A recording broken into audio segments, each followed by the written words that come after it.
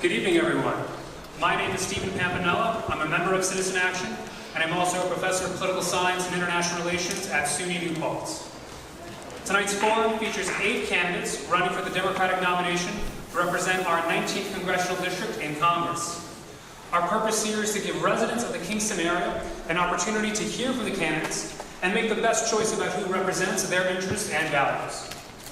Hi everybody, I'm Jeff Beals. I am leading a campaign to unite New York 19 for working people to get back our voice in Congress and put forward the progressive policies that we all believe in against an economy that has been rigged against over 90% of us. I am a local school teacher here in Woodstock, and my story in the Hudson Valley goes back before I was born. It goes back to my grandparents, who were all survivors of the Holocaust and came as a refuge to the Hudson Valley. And my father and uncle, who built our family farm in the Hudson Valley, where I grew up working with livestock, turkeys, Boer goats, and cattle. This is where I lose the vegans in the crowd, but that's what we do. I was drawn to public service from a young age, and I went overseas after graduating college, and I went to join the CIA, and I became an intelligence officer working in the Middle East. From there, I rose to become a diplomat in the West Bank and Gaza Strip, where I worked with my close friend Chris Stevens, who we lost in Benghazi, on peace talks there. I was called, because of my skills and my fluency in Arabic, to Iraq a year into the war there, and I became one of the longest serving diplomats in the Iraq War.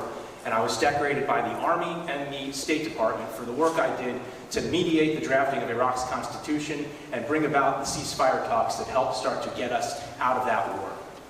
But I came to a conclusion there, and that was that I had believed democracy was something you fight for overseas. But I decided it was something you had to fight for here at home even more. Thank you, Mr. Beals. Time's up. So I came back to my farm and to here to join you all. Thank you.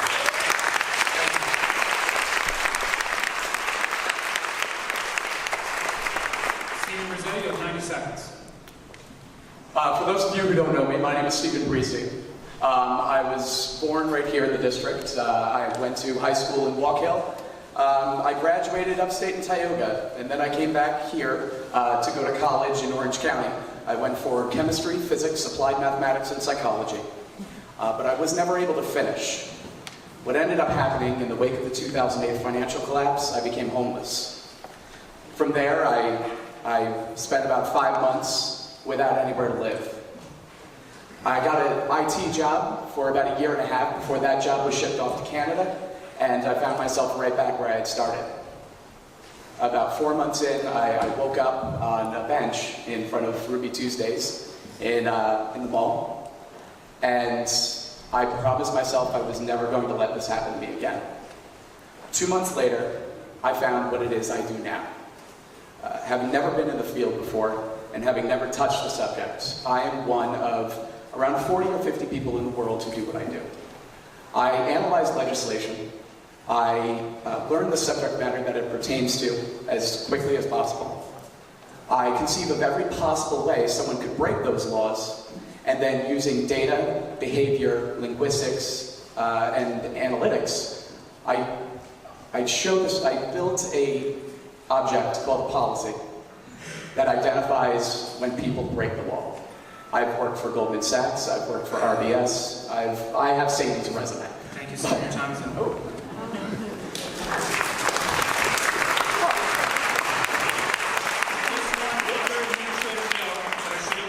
If I could just ask our audience members to turn off their cell phones, we'd greatly appreciate that. Thank you so much. David Clark, you have 90 seconds. Hi, friends. It's good to be here. Good to be with people who care about people. I'm Dave Clay. My wife Karen and I have lived here. We've raised a family here, and we've been your neighbors for 36 years. I've got a unique skill set. I'm a trial lawyer, and I'm an ordained deacon. My friends say I'm hedging my bets. Nevertheless, I bring 2 things to the table. I bring justice on the one hand and compassion on the other hand.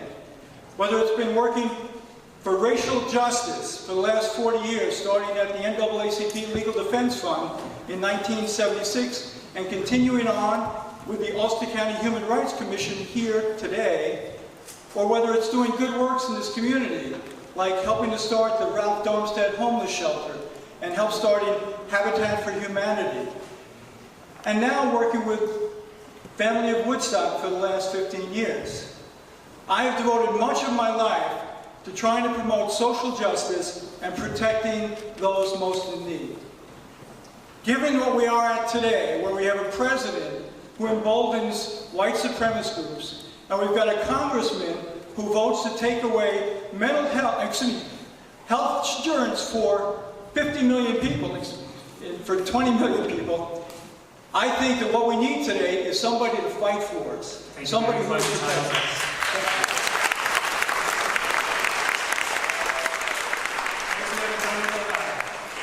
Good evening. It's really nice to be here. Such a great turnout. Antonio Delgado, resident of Rhinebeck with my wife, Lacey, native of Woodstock, and our twin boys, Maxwell and Coltrane. They just turned 4 yesterday. We had a big Sesame Street themed party for them over the weekend, so if you happen to see a 6'4" cookie monster picture floating around on the internet, that's me. The things we do for our kids. So right now, my boys are in Schenectady, which is where I'm from. And the reason why I'm standing here today, and the reason why I'm running for Congress, is because I remember what it was like growing up in this area, the child of a working class family. I remember how important it was for my parents to have good paying jobs at GE for a long time. And I remember how much they worked hard to make sure that we could move our way up from working class to middle class, and how they focused on my education because they appreciated that was the gateway to opportunity. That was the great equalizer. I'm running because for too long, our political leaders have stopped fighting for working families. For too long, they have failed to provide a vision for a way forward in this ever-changing global economy. They have forgotten the values that we all share: hard work, responsibility, service, and community. These problems are not hard. We just need folks who care about the people, and that's what I am.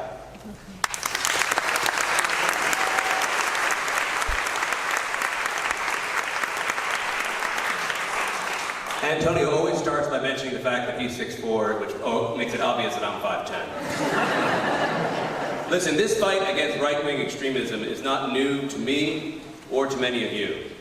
This fight began for me when I was 19 years old, when my brother was murdered by terrorists. From that day forward, I fought for justice for him and for others who couldn't speak for themselves. In the 1990s, I fought for immigrant rights and taught English as a second language to undocumented workers. When I saw the vicious attack on our public schools, I helped start a specialized public high school in collaboration with the teachers' union, not against the teachers' union. In the early 2000s, I upped my environmental activism and formed Environmental Entrepreneurs. In 2003, I marched with many of you against the Iraq War. And in 2004, when I saw that the Democratic Party was rudderless and needed a message, I know that's hard to imagine for everyone in this room, I formed an activist group with Kirsten Gillibrand called the Democratic Agenda, and top of our list was universal health care and Medicare for all. In the private sector, I've created hundreds of jobs for the working middle class. This fight against extremism and inequality is not new for the people in this room. But it's time that we start winning and create an America that works for all of us. Thank you.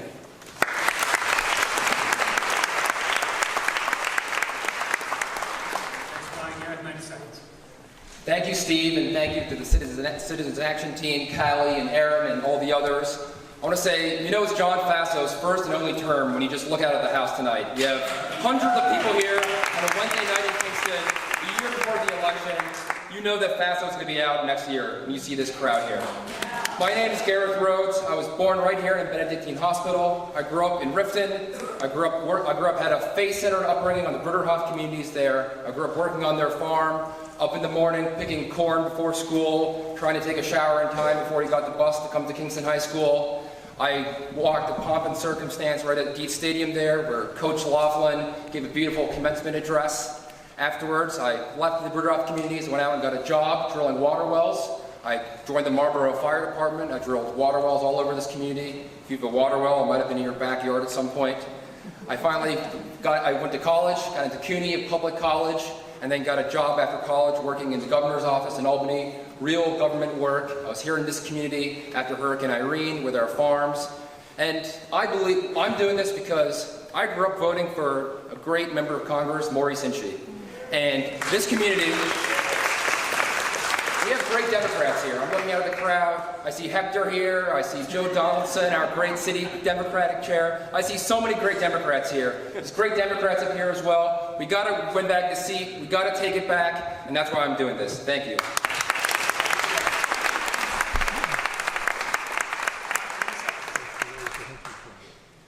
Good evening, I'm Pat Ryan. To be honest, I never imagined I would be running for any office. But my parents, who are here tonight, taught me from a really young age this responsibility to serve my community, to serve my country. It's why I chose to go to West Point as a young man. It's why I served 2 combat deployments in a war in Iraq that I didn't believe in. It's why I came home and started a business to get better technology to our troops that were fighting in those wars. And it's why I'm here tonight.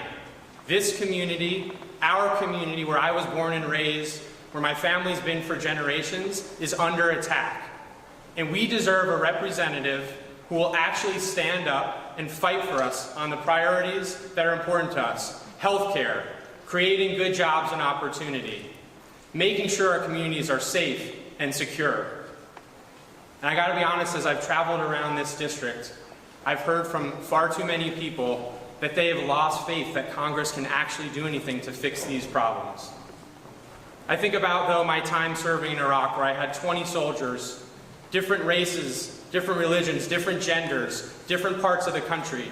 We all came together when it mattered to serve something greater than ourselves, our party, or any of those other issues and identities. That is what we need to do, and that is what I'm running to bring back to Congress. Thank you.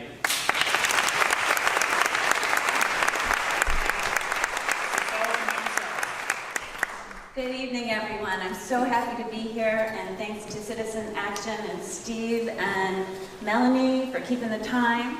I, like many others, didn't ever see myself standing here. And it was at the Women's March in Washington, D.C. that I had my aha moment. And that was, I'm 52 years old, my children are grown, I've built a successful business, and I need to run for office because we need more women representing us in Congress.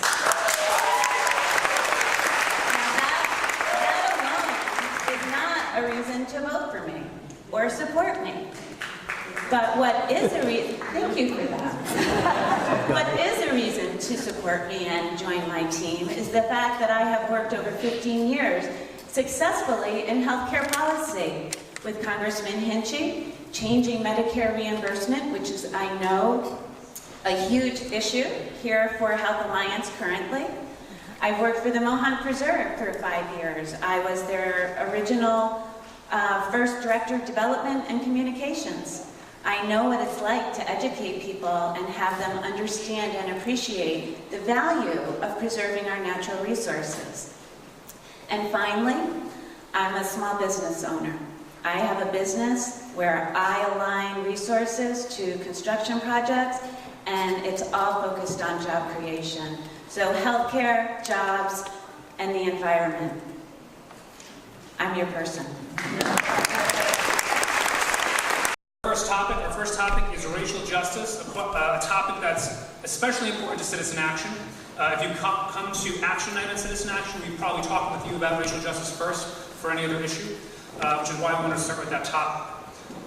We've seen in this past week a series of clashes between white nationalists, white supremacists in Charlottesville, Virginia, and counter-protesters who are demanding effectively that every American be treated as equal, that the dignity of every American be recognized.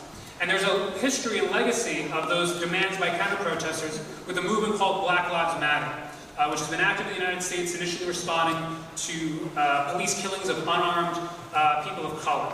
And so what we want to start by asking our candidates tonight is, where do you stand on the message of Black Lives Matter? Where do you stand on the message of racial justice? We'll start with position 4, Antonio Delgado. That's a nice coincidence. This is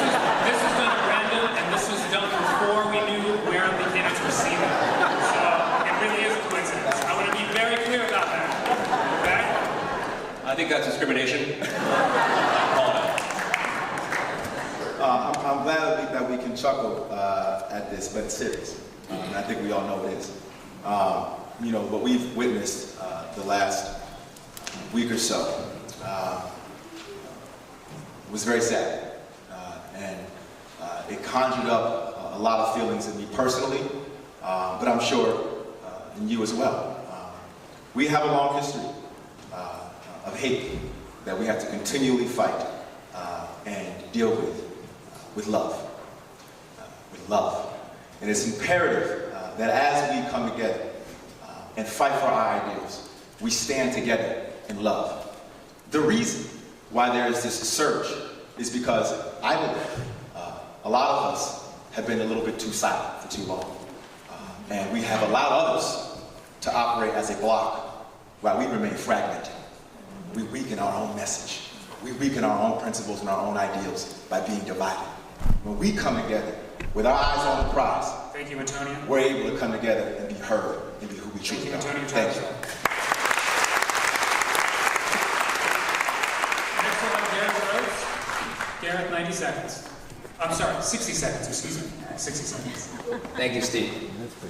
I think this is such an important question, and it's so relevant to what is happening in the country today, and as Antonio expressed as well. And so many of us in this room here today, just Monday a week ago, were out here on Broadway in Kingston, standing together as one community, standing strong and saying, in our community, here in Kingston, here in the Hudson Valley, what's happening in Charlottesville, there's absolutely no place for that in our community.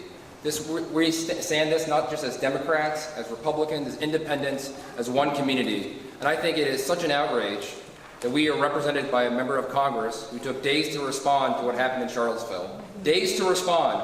Worse than our president did. And I think it's such an outrage, and we have to make sure that we're taking that message to the voters next year, that John Faso does not represent this community. This community is one community. We are united. We said that there is no place for racism, for bigotry, for hatred in our community, and we must have a representative that stands up and carries those values to Washington. Thank you. Next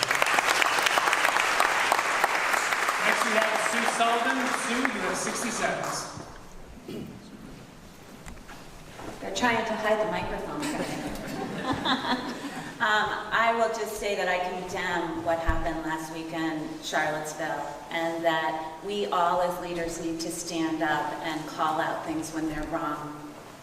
I'm especially disturbed by John Faso and the fact that he put out a mild statement at best and referred it to the Department of Justice, the same Department of Justice that is trying to tear apart affirmative action. What does that say about our community? I have 3 adopted African American nephews. When I think about Black Lives Matter, and I've listened to the moms who have been tortured by what's happened, I look at my nephews, and I think as a mom and an aunt that we all need to come together and we need to be family. And that means standing up for what's right and holding people accountable. Next we have Stephen Levy. Stephen, you have 60 seconds. I'm already great at this. I believe Black Lives Matter is an extraordinarily important movement who needs to have those voices.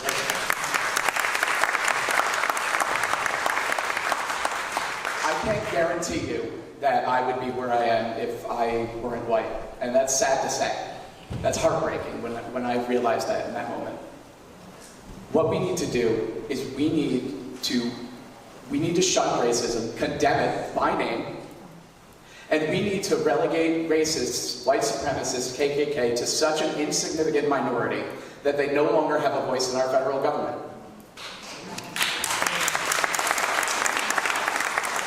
While we can't regulate thoughts, or we can't write legislation about thoughts, we can regulate behavior.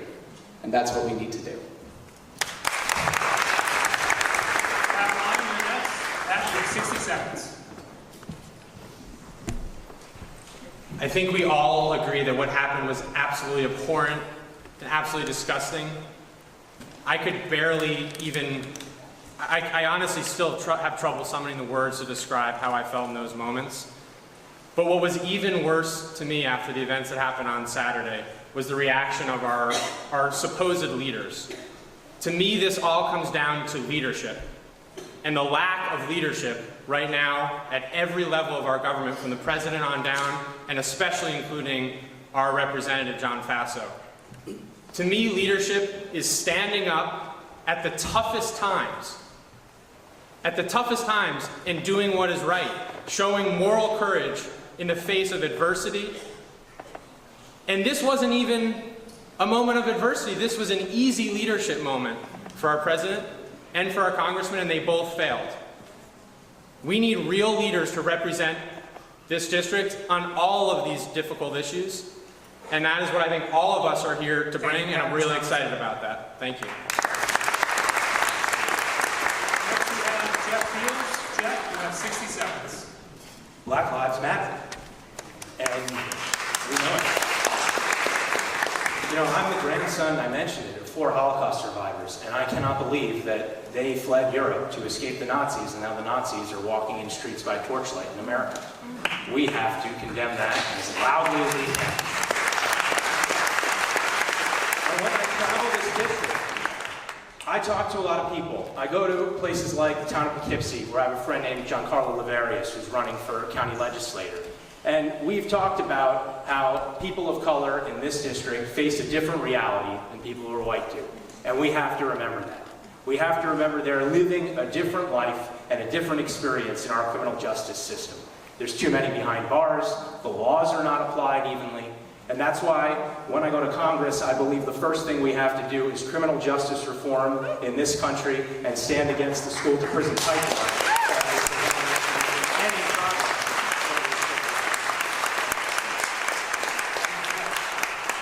David Clegg, you have 60 seconds. Of course, Black Lives Matter. I mentioned to you that since 1976, I've been working for racial justice. Back then, I was working on death penalty cases across the country, where the death penalty was being disproportionately applied to people of color. Right now, right here in this county, the Human Rights Commission has been working with a special emphasis for the last 3 years to stop the school-to-prison pipeline. Kingston School District has adopted our approach, which is a restorative disciplinary approach, which stops the expulsion and suspension of persons of color in a disproportionate way. We have found that if students are brought in, we can save them. We can bring them to a place where they get an education, become productive. The school-to-prison pipeline is a result of our lack of addressing a real need. We don't just need to protest, we need to address the needs of people of color who are getting disproportionately.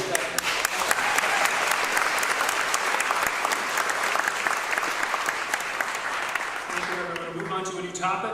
This topic is the Democratic Party. Can I speak on this issue? Oh, I'm so sorry. My mistake. I overlapped my PhD. Ron, you have 60 seconds. It's the height thing again. As I mentioned earlier, I've been fighting against terrorism and extremism for 30 years. I've seen hatred at its worst. I have spoken out against the death penalty because of the injustice of it, how it attacks our minority communities. I've spoken out against mass incarceration because it attacks our minority communities. I was driving back from the Delaware County Fair, and I saw, for the first time on Route 23, I saw Confederate flags outside 2 houses in a row. They weren't there 2 months ago. What we need to do, I think this is beyond just dealing with the issue rhetorically. We need to have legislation. We need to hold our leaders accountable. We need to pass legislation that deals with the hatred and confronts it. We cannot run away from it. That's how we were able to find justice for my brother and the 189 other Americans that were killed. Thank you.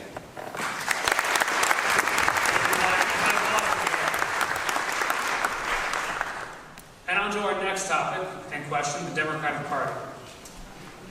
The Democratic Party is at its lowest level of power in nearly 100 years, with Republicans controlling the vast majority of state legislatures and governorships across the country and in the federal government. The party's favorability rating is low, and even in New York, only 1/3 of eligible voters cast their ballots for Democratic candidates for Congress last year. Why do you think the Democratic Party has been failing? And first we'll have Pat Ryan. Pat, you have 60 seconds. I think like all of us, I've been thinking a lot about this for the last few months and years, and I keep coming back to a story, actually, that my grandmother told me about her father. He was a day laborer who lived a small farm in Gardner and made just enough to put food on the table for his family. But he came home one day and he was so excited because he had won an opportunity to work on a project to build roads all the way out into the Catskills, and this was in the 20s and 30s. And my grandma tells the story of remembering him coming home late at night in the dark. He would come in the door, he was covered in dirt, he was covered in soot, but he would have this huge smile on his face because he had had the opportunity to earn a better living for his family and to do something for the community that would actually make it better in the long run. I think my great-grandfather was the heart of who Democrats are and who we need to fight for. And we need to recreate the conditions that allowed him to make that leap. Thank you. David, you have 60 seconds. So Democrats under Franklin Delano Roosevelt gave us some New Deal. They gave us the Civil Rights Act in the 60s. They gave us the Taft-Hartley Act to protect unions. We have supported workers throughout our history, but I think that message has been lost. Somewhere over the last 15 years, Democrats have become known as just another politician who takes big corporate money and takes care of special interests. Right? So what we need to do is stop doing that. We need to stop doing that. I have pledged not to take any corporate money. I think we need to get special interests out of politics. So all we pay attention to is you. My vote is for you, not for anybody else's bidding. Thank you. Next we have Brian Flynn. Brian, you have 60 seconds. I'm the grandson of 4 Irish immigrants who came here to escape religious and economic persecution. These people taught me what it means to be a Democrat. They taught me it's a Democratic Party that raised them up for the tenements. It's a Democratic Party that enabled them to educate their children, to get decent wages, to have medical care, to be protected from discrimination. For me, that's what it means to be a Democrat. And I believe that to be a Democrat is to be a progressive Democrat. I think the Democratic Party sold out. We became cynical. We triangulated. We stopped saying what we believe in. There's a great line from the musical Hamilton that I only know because my children will turn it off in the car. But in there, it was Hamilton talking about Jefferson versus Aaron Burr, and he says, Jefferson has beliefs, Burr has none. The Democratic Party stopped saying what it believed in. We need to say that we believe in creating jobs. We believe in health care. We believe in retirement security. We believe in public education. We sell those ideas. We believe in them. We will, in fact, win back the hearts and minds of independents and moderate Republicans and Democrats who haven't voted for us in a while. Thank you. Next we have Derek Rhodes. Derek, you have 60 seconds. I know a lot of folks. I'm traveling throughout this district. I grew up here farming. I drilled water wells. I was on my fire department. A lot of these folks aren't Democrats. They might not be Republicans either. And I go and ask them this very question. What are we missing here? You know, we have more Democrats here than Republicans in this district. How come we keep losing? And they say, what are you doing for us? Obama, you know, you guys say Obamacare is the greatest thing in the world, but our premiums have quadrupled in the last couple of years. You go down 9W and you talk to auto shop workers. They're saying, we're hurting. You said you've done all this great stuff for us, but we're still hurting. And I said, well, your premiums would have gone up even higher if it wasn't for Obamacare. We have to go to these places. We have to go to these small businesses, go to these farms, go to these rural communities and tell them Medicare for all is better for small business. It's better for farms. Why? Because we're paying more money than any other country in the world and we're not getting as good as health care as they are. We got to take this off of the plates of small businesses. We got to take this off of the plates of middle class and working class families. The Democratic Party is not failing. We have the right ideas. We just have to take it to these communities and tell them why we believe in it. Thank you. Next we have Sue Sullivan. Sue, you have 60 seconds. So running for office is hard. And I think that politics, like a lot of other things in this country, it all comes down to money. And I think that the Democratic Party has focused much too much on their big contributions and their big donors. I live in the town of Plattekill in a very modest home. I raised my kids here, I've worked hard. It's tough to run for office. And I applaud Dave and his pledge not to take any corporate money, but running a campaign takes money. And until we have campaign finance laws outside of New York City, we are not going to accomplish anything. And I think it's time that we stand together. Ideology is great, but ideology might have lost us the last 2 congressional races. We need to get back to people, we need to help people, and we need to figure out how to problem solve and rise up our friends and neighbors. Stephen Breezy, you have 60 seconds. The Democratic Party has lost touch with the idea that we are the party of the working class. Republicans have latched on to that disenchantment and have promoted family values, that they're the party of values. That you can choose to do what you want. You can choose to have a job. I didn't choose what happened to me. That was a result of their economic policies. What we need to do is make people understand that Democrats are fighting for what is in their best interests, not the corporate bigwigs. I also am not taking corporate money, not that they want to give it to me anyway. Thank you. Next we have Antonio Delgado. Antonio, you have 60 seconds. I think the problem has been that the establishment, the Democratic establishment, has bought into the legal fiction that corporations are people. People are people.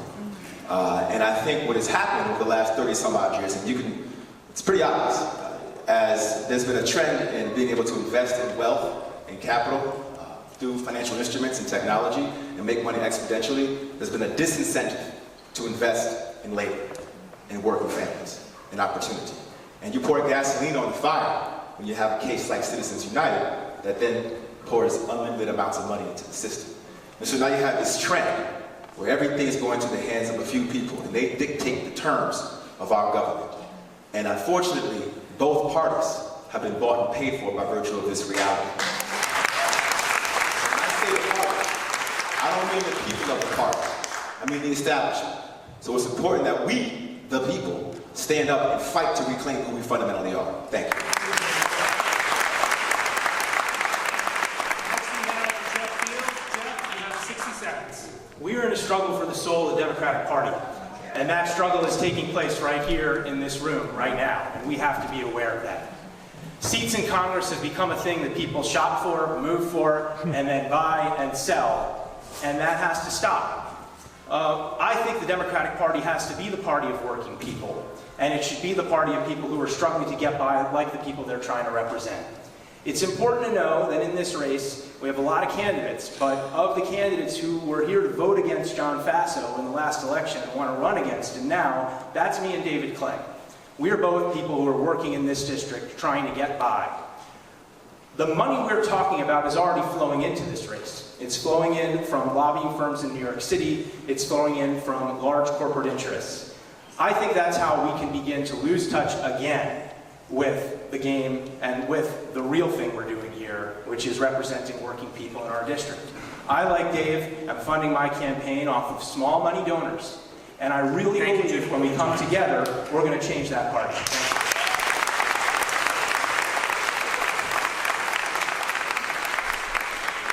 Okay. The question is this.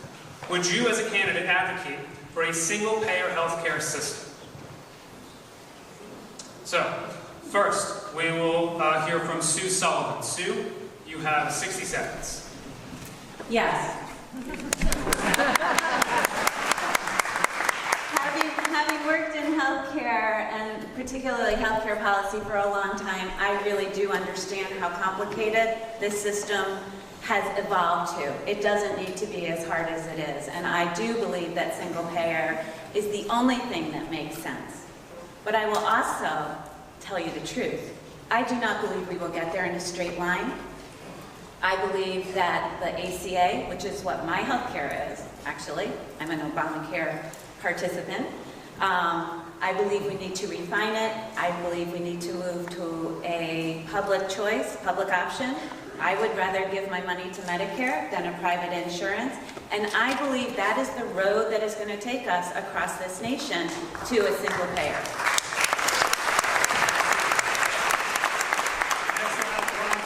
Brian, you have 60 seconds. As I mentioned earlier, I worked on this issue since 2004, and I looked at it from an economic perspective and say the most efficient way to deliver the best health care to the most people was Medicare for all. That's something that I started in 2004 and I believe today. Also, the path to get there is very important. I think right now, never waste a good crisis. We have an opportunity where healthcare is top of mind with the entire electorate. We could have done Medicare for single payer, Medicare for all. We were one vote short when Joe Lieberman chose not to vote for it. We were that close. We could have a public option, and that would have evolved into Medicare for all. We're pretty close, and right now, because the electorate realizes that they've been sold a bill of goods by the Republicans, I think we can get to Medicare for all faster than anyone thinks. And the first thing you can do is to elect one of the people on this stage to represent you in Congress. Thank you.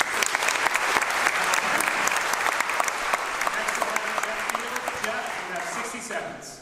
We have a healthcare crisis in this country, and I'm staring it in the face when I travel around our district, but I'm also living it as somebody working here right now. I'm a teacher in Woodstock. My wife's a kindergarten teacher. My two sons hanging off the rafters are students there. And we lost one of my students this year. We lost a 10th grader to cancer. She was a wonderful, gifted young woman. And we all were gathering together at our school to chip in because they were so overwhelmed with medical debt that they couldn't make ends meet. I think that is something that we cannot allow to continue in our society. It is an example of a health industry preying on the sick. The money is going to insurance executives, it's going to administrators, and it's not going to good care. We're spending more than the rest of the world and we're dying younger. When I get to Congress, it's called House Resolution 676, Medicare for all, and I'm voting for it in all of our names.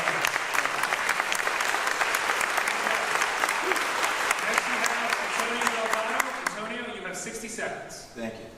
So I want to speak to something that I've been witnessing or engaging with as I travel the district. There's this growing trend in the Democratic Party to make this a purity or a litmus test, to define your set of principles as a Democrat. It's wrong. Here's the principle. Do you believe in affordable, accessible health care for everyone? That is a principle. There are policies that allow us to execute the principle. Single payer is a policy. Public option, allowing folks a choice to opt into Medicare, is a policy. Here's what I can tell you completely. I am for the principle that affordable, accessible health care for everybody must be pursued, and I believe a practical step in that direction is giving folks the choice to opt into Medicare. Thank you.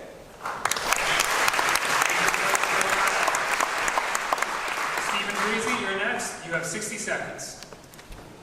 Healthcare is a right.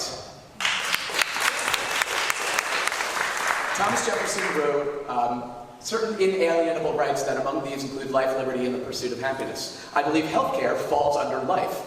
I support a single-payer system, undoubtedly, because it is a cheaper and better option. I don't understand how politicians can stand up here, look people in the eye, and say that they're okay with someone getting cancer and going bankrupt. That is unacceptable. This is America. We need to fix that immediately. Thank you. Up next, Pat Ryan. Pat, you have 60 seconds.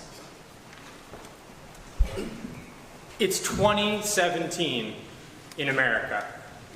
We all deserve health care, period. This is not a political issue. This is not a partisan issue. It is the right thing to do. We all know this. We all know this. There are tens of thousands of people whose lives are being threatened right now by the legislation that John Faso put forward and that his colleagues nearly passed. And so many people in this room are the reason why it did not pass. And I think we all should applaud ourselves for that.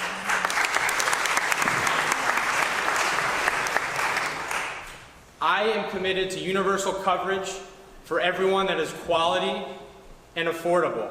That is a lodestar that we're working towards. We've got to be pragmatic about getting there as quickly as possible. We also have to understand that we are in a fight right now to preserve the gains we made just in the last 10 years. And we cannot give up on that fight. Thank you, Pat. Your time is up. Thank you. Next, David Clay. David, you have 60 seconds. So I have a surprising position on this issue. I am for a single payer.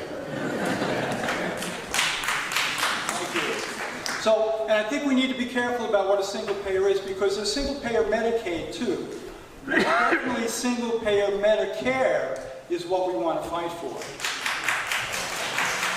Now, one of the things I want to tell you, and I think we start with universal health care. That's where we start. Because it's not going to happen overnight unless we are really, really fortunate and we take over Congress and we get it done right away, which I'm really hoping happens. But if it doesn't, universal health care moves to Medicare for everyone. And I want to tell you something, I don't think it's going to be that hard. I was talking to a friend today who I never had a conversation with about politics. And he happened to mention that he voted for Trump, and he had some very harsh issues that I couldn't agree with. But it's funny, when I talked to him about Medicare, he loved Medicare. He loved Medicare. He said, everybody should have Medicare. So I think we have a chance. Your time is up. Thank you. Garrett, you have 60 seconds. 18% of the American economy we spend on healthcare. Other developed nations spend half of that. We spend in America $10,000 on average per year per person on healthcare. Other developed nations spend half of that. The math here is all points in the right directions. We as Democrats are right. We should have Medicare for all. It's not even a question of policy anymore. It's the right policy. And the question is, why don't we have it yet? And you saw the ads on TV last time around, socialized medicine, all this crazy stuff. How are we going to get it done? And I think the way we get it done is we have to go to the small businesses. We have to go to the farms. We have to go to the rural communities. We have to talk about this in a personal way. This isn't socialized medicine. This is right for the economy. This is good for small businesses. I think the question is, how do we get it done? And that's how we have to get it done, is by showing up everywhere as Democrats in the parts of this community that aren't Democratic and talking about why Medicare for all is right for all of us. Thank you. We're going to move on to our fourth question now, and it will focus on the topic of the economy. As many of us know, the economy is becoming more difficult to navigate for ordinary people as inequality is growing, and our question directly addresses that problem. For our candidates, how do you plan to ensure that deep poverty is reduced and economic mobility amongst the economically disenfranchised is improved? We'll start with Jeff Beals. Jeff, you have 60 seconds. Our economy is rigged against working people, and we have been seeing it clearer and clearer day by day here. There was a recent strike on Ulster Avenue. A bunch of men with the Communications Workers of America decided to stand up against the AT&T store there. And I stood on that strike. And I stood with them and learned that they had never been on a strike in their lives before, that they were all worried because their commissions were going down year after year while the CEOs are earning over $1,000 an hour. And they were staring at the window, afraid for their boss to look out, but knowing that they had no choice because the company was making them pay higher premiums than they would have otherwise, than they used to be paying. They can't get by. People literally can't make ends meet. I talked to a man in New Lebanon in a mobile home park recently who asked me, should people have to have 2 jobs to get by? They shouldn't. And that's why we have to take action to eliminate the loopholes for these corporations that are dominating our economy and strangling out the profits that should be going to workers. Thank you. So this is a big topic to cover in 60 seconds. Quickly, I want to talk about the corporate share of our tax burden. Back in 1952, when John Faso was born, corporations paid 32% of our tax burden. As of today, they pay 10%. Less than 1/3. Less than 1/3. How did that happen? There's a lot more corporations out there, a lot more big corporations out there. How did that happen? I suspect that campaign contributions might have something to do with it. Anyway, there's enough money here. We are the richest nation in the world. We just need to distribute it with justice and economic justice. We need to change the tax code. We need to invest in infrastructure. Infrastructure, not only roads and bridges, but high-speed internet throughout the rural area. We can transform our area. We have many assets. We have the most beautiful place in the world here. All we need is a little help from the government. Thank you. Thank you, David Antonio, Antonio, you have 60 seconds. When I was growing up, you had a better than 50-50 chance of climbing up out of your class. That number is now down to about 30%. I said it in my intro remarks that education has always been the gateway to opportunity in this country, the great equalizer. It's not going to solve all the problems. Tax reform has been mentioned as critical. Infrastructure investment, critical. All these pieces matter, but come on. Education, right? We have to invest in our future, and we cannot keep acting as if sending every kid to a 4-year college is the answer in an ever-changing, ever more competitive global economy. We have to get back to the basics and really target our educational system. Apprentice programs, training schools, vocational schools, training our workforce, making sure that we actually invest in our communities and build our way up from the bottom up. Thank you. Next we have Garrett Rose. Garrett, you have 60 seconds. I was 6 years old when IBM finally shut down its doors here in Kingston. And I think devastating blow to our community over time with 7,000 jobs that used to be here were gone. We've come a long ways back. We've come a long ways back. Look at Uptown Kingston here. And our community is doing so much better. We have so much more work to do. I was talking to a bed and breakfast owner out in the Catskills the other day, and I was like, how's business going? And he said, much, much better. We got internet out here. Folks, it's the fact is, if you can't get internet in some of these places, you don't have no business. No one wants to get married if you can't put the pictures on Facebook on Saturday night out at these places. If you can't get cell phone service when you're driving down 209, how can you convince an executive to come bring a business here? This is something that government can do. When I worked in government in Albany, we helped run fiber optics cables all throughout the Catskill Mountains. And that is something that government can do, is bring cell phone service to these communities. That's something that we have to do. Congress can do it. John Faso is not doing it. And that's what we need to do to get jobs back here. Up next we have Stephen Breezy. Stephen, you have 60 seconds. Giving the rich more money does not help the middle class. Giving them tax breaks and trying to pass tax breaks for the rich disguised as a healthcare bill is hurting this country. What we need to do, take money from the top where it has been hoarding. They need an intervention. It has been hoarding. Listen, your hoarding is hurting us. It has been hoarded to the 1%. It needs to be taken from them, and it needs to be put into giving the middle class tools to build small businesses, which are the back of this community. Infrastructure, internet, and take money from the people at the top. Next we have Pat Ryan. Pat, you have 60 seconds. I too, growing up here, remember when IBM left.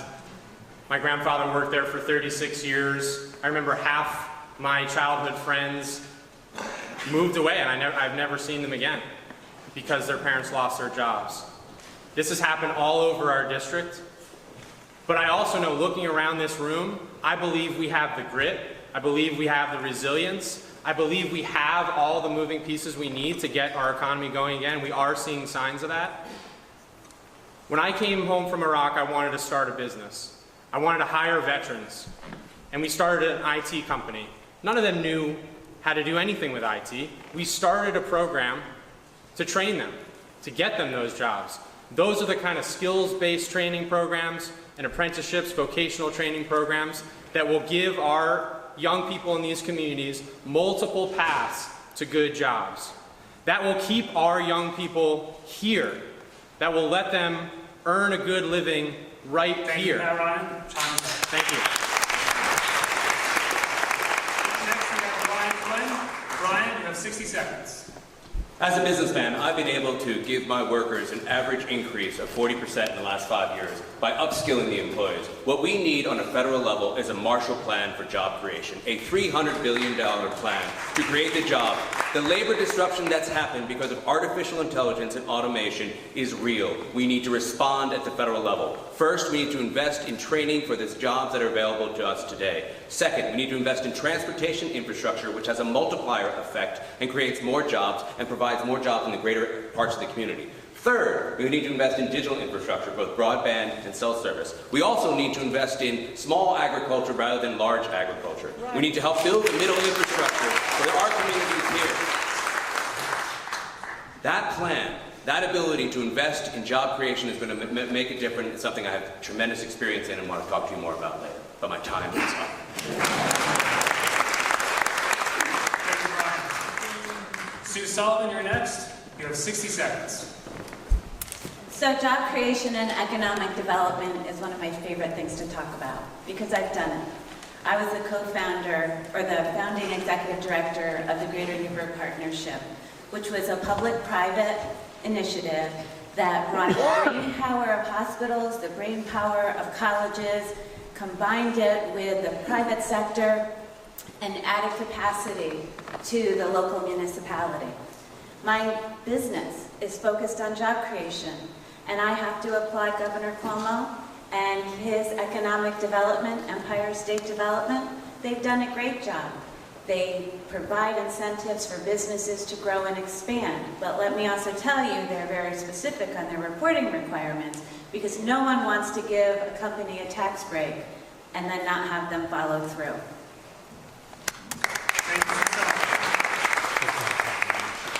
Our next question relates to the environment. The environment, of course, has been a very important issue to people in New York State, especially upstate, regarding the fracking ban that occurred some years ago. And this question addresses something relevant to that previous campaign. The question asks, whether or not candidates will work to keep fossil fuels in the ground, will you vote against any infrastructure that might try to move fossil fuels from one part of the country from another, such as a pipeline that might move oil or natural gas? And to start with, we'll start with Stephen Breezy. Stephen, you have 60 seconds. No, I'm not going to vote for that. No, what we need to do is pass legislation like a carbon tax that's revenue neutral. We need to stop drilling into our planet and destroying the only home that we have to live on. Climate change is a serious issue, and we need to invest in energy research and technologies that can get us to electric vehicles and can make this planet entirely, and make our living on this planet entirely sustainable. And the fact that we have not done that yet, and and there are people who still deny that that's possible, are inexcusable.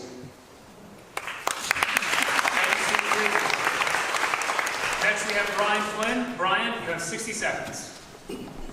I started the New York chapter of Environmental Entrepreneurs because I believe the answer to environmental protection is to combine private sector innovation with public support. I am against all fracking and fossil fuel infrastructure in our district, and I've come out vehemently against it publicly. The reason is, if you look in Texas, they're shutting down natural gas plants because they have too much renewable. The opportunity here is to shift the subsidies and invest more, where 5 times the number of jobs are created with renewable infrastructure versus fossil fuels. We need to invest in solar and wind right here in this district, not in pipelines and fracking. I believe that there are more opportunities for us to invest in technologies that will help us bridge the gap that we have right now. It's amazing. John Faso was a lobbyist for the fossil fuel industry and is continuing to push the Millennium Pipeline. We need to fight against it. Thank you.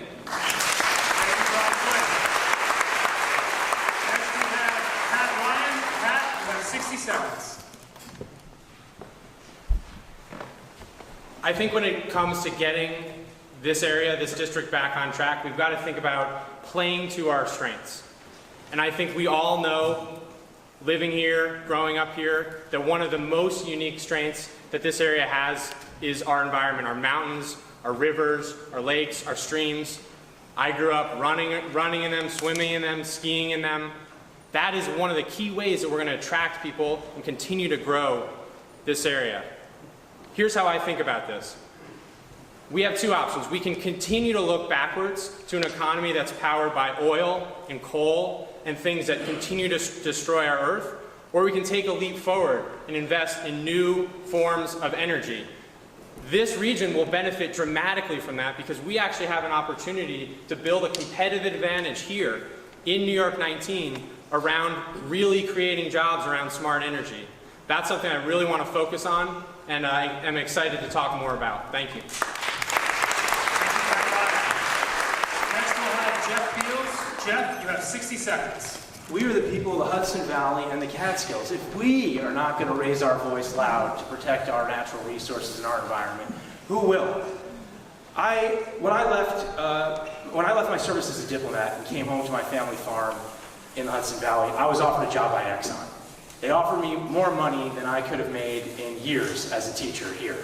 And I turned them down. I didn't go that corporate route. And frankly, and we need to all do that. And when you do go that route, like John Faso has, you wind up taking a vote that he recently took to allow dumping in our streams. The thing we have to remember, okay, is that climate change is a reality. In Delaware County, they are experiencing flooding like they've never seen before. It is happening here, right now. We need to face this with our eyes wide open and take steps not only to combat climate change, but to begin a sustainable economy that produces jobs in solar and wind. I think that we can come together and unite to do that, and it's one of the central messages of my campaign, and any campaign here in the Catskills and the Hudson Valley. Thank you. Sue Sullivan, you're next. Sue, you have 60 seconds. There he goes again, trying to keep the microphone from me. I believe very much that we need to focus on enhancing and growing our green energy and reducing our carbon footprint. And I just have to give a shout out to my county executive, Mike Hine, for the work that he's done here in Ulster County related to green energy. You know, when I was at the Mohonk Preserve, it became very apparent to me that not only is clean air and clean water important for all of us, but it drives our local economy. Can you imagine what will happen to the Hudson River, to our farm-to-table movement, to the beautiful Hudson River, if we don't get control of what's going on with the climate? I'd also just like to note that the focus for clean air and clean water for our kids. Hoosick Falls is in District 19. Hoosick Falls is being troubled and burdened with PFOS in their water. It's not okay. Up next, we have Gareth Rhodes. Gareth, you have 60 seconds. This question goes to the heart of why John Faso is not right for this community. I grew up hiking in the Catskill Mountains, Slide, Wittenberg, Cornell. I remember when acid rain devastated the tops of those mountains. I'm sure we all do. There were no fish in the lakes and the streams, same with the Adirondacks. We've come a long ways back, thanks in many ways to the Clean Air Act and the regulations we put on power plants in the western part of the country. I had terrible asthma growing up here. I'm sure many of your children did as well. And we've done a long way in coming back from that. John Faso is on the opposite side of this issue. Democrats or Republicans, Maurice Hinchey and Chris Gibson stood up for the environment, no matter what their political party affiliation was. And that shows you just how far out of the mainstream John Faso is, that he represents the Hudson Valley. We worked with Pete Seeger to clean up the Hudson River. You can have striped bass. I was a big striped bass fisherman growing up here. You can finally eat at least one striped bass a year now. We've made so much progress. And John Faso is not out there trying to fight for the environment. He took that vote to allow coal waste in our streams. He's not standing up for our beautiful community, and that's why it's so important that we get him out next year. Up next, we have David Clegg. David, you have 60 seconds. So I'm absolutely against pipelines going through our area. Pipelines do not give us any benefit. Pipelines benefit the fossil fuel industry, the Koch brothers. They wanted to run the Plymouth pipeline right through Kingston. You know why? To take oil that they're getting out of North Dakota and bring it here and ship it down to New Jersey and New York City. The Constitution pipeline they're also trying to do. You know who worked for the Constitution pipeline? John Faso. Coincidence.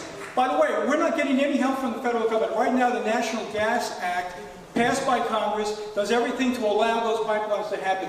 The fight is being won using the Clean Water Act and using our own DEC. There's a case that just came out, the Constitution case out of the Federal Circuit, Second Circuit Court of Appeals, and it held the ground on the Constitution Pipeline based on the fact that it was going to go over 253 waterways. And the possibility it's going to leak on those waterways is what saved us. Thank you. So, David. thank you. Next, we have Antonio Delgado. Antonio, you have 60 seconds. So I share a lot of the sentiment that's been expressed. I think there's this propaganda machine, essentially funded by the Koch brothers, that has convinced a lot of folks that renewable energy, clean energy jobs, or clean energy, the pursuit of clean energy actually is antithetical to job creation, and it couldn't be further from the truth. In fact, job creation relies on the advancement of us moving in that direction. That's why we have this campaign where we're still fighting over whether or not climate change is real. We all know it is real, but there's been this machine funded by the billionaires to convince folks through this heavy, heavy misinformation campaign, and it's been effective, unfortunately. Now, the question of the pipeline, I frame all these issues from the standpoint of how do we create jobs? How do we develop the workforce? And it becomes clear to me that it's not clear how pipelines create jobs for the folks right here in this district. I think to the extent there are pipelines that are built, typically the workforce comes from outside the district and outside the area. As contractors, they do the work. Thank you, Antonio Delgado. That's not job creation.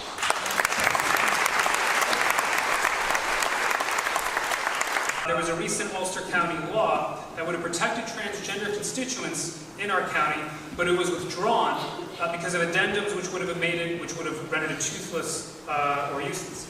How are you, addressing the candidates, how are you planning on protecting the rights of our LGBTQ constituents and other at-risk groups? And we'll start with David Clegg. David, you have 60 seconds. So I was present at the county legislature when we debated that issue. And what they did was the Republican county legislator put a poison pill into the law so that no matter what, it wasn't going to pass.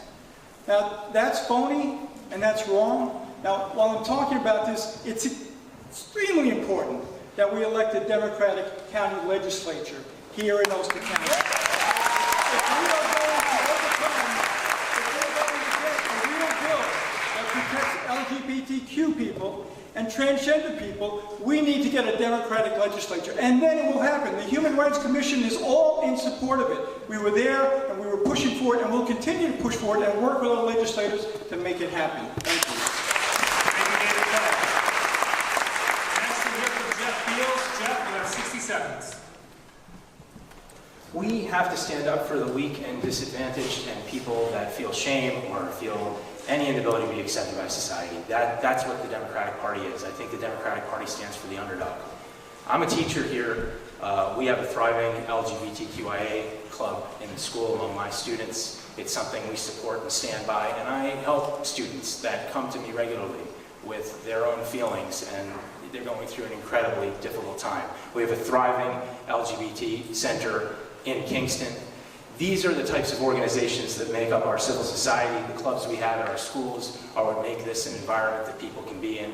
This is about uniting people. This is about accepting all races, creeds, colors, and orientations in America. We have a congressman who's standing with a president that divides us, and I believe very, very strongly that we can unite ourselves. Not just on this, but on that big 99% question too, because they're all part and parcel of the same thing, which is the strong preying on the weak, and it has to stop. Thank you, Jeff Beals. Thank you. Up next, we have Garrett Rhodes. Garrett, you have 60 seconds. I worked in the governor's office in 2011 when the New York Times wrote a story saying, New York State will never pass marriage equality. It can't happen, it's too difficult, it's tried already, it's not going to work. That movement started right here in New Paltz. It started in New Paltz where this community said, it's going to be tough, but we're going to make it happen here. And that started a movement that spread across the state. So when I worked at the governor's office, we went across the state, the seeds have been planted already, and we got it done. We got it done here, and the movement spread all across the country. And now, the fear is that we're going to start moving back. We have a president who decided that he's not even going to recognize LGBT month. All the progress we have made is now being threatened to be taken back. And this marriage equality, I got a call from one of my best friends after it passed, who I grew up with right here in Ulster County. He said, there's nothing about marriage. It's about equality. It's about showing that our love is the same as everyone else's love. And that's what this fight is all about. It's about equals. We are all equals. And the fact is that we have a member of Congress that I don't know if I didn't see any kind of statement he putting out when Donald Trump didn't recognize LGBT month. We have to stand up for them. We have to stand up for them in this community. Next we have Sue Sullivan. Sue, you have 60 seconds. So equality is a cornerstone of my moral fiber. I believe very, very strongly that regardless of your race, your sexual preference, your orientation, that we are all created equally. We now need leadership who's going to stand up behind that core belief and who's going to fight for it. And I think the question was, as your Congresswoman, what am I going to do to ensure that that sustains? Well, first of all, I'm going to call it out when I see it every single time. This days of going by without talking about things that are important here in New York 19 are over. And when people are treated unjustly, we as a community will come together, just like has been happening, the vigil that Citizen Action put on last week regarding Charlottesville. That is what community is, and that is what New York 19 is. And you need a leader who's going to get it there. Thank you, Sue Sullivan. Next we have Stephen Breezy. Stephen, you have 60 seconds. Why are the rights of another individual even a conversation in 2017 in America? I think that is absolutely important. We need to stand up for the rights of every individual, regardless of anything about them. I feel that's the key.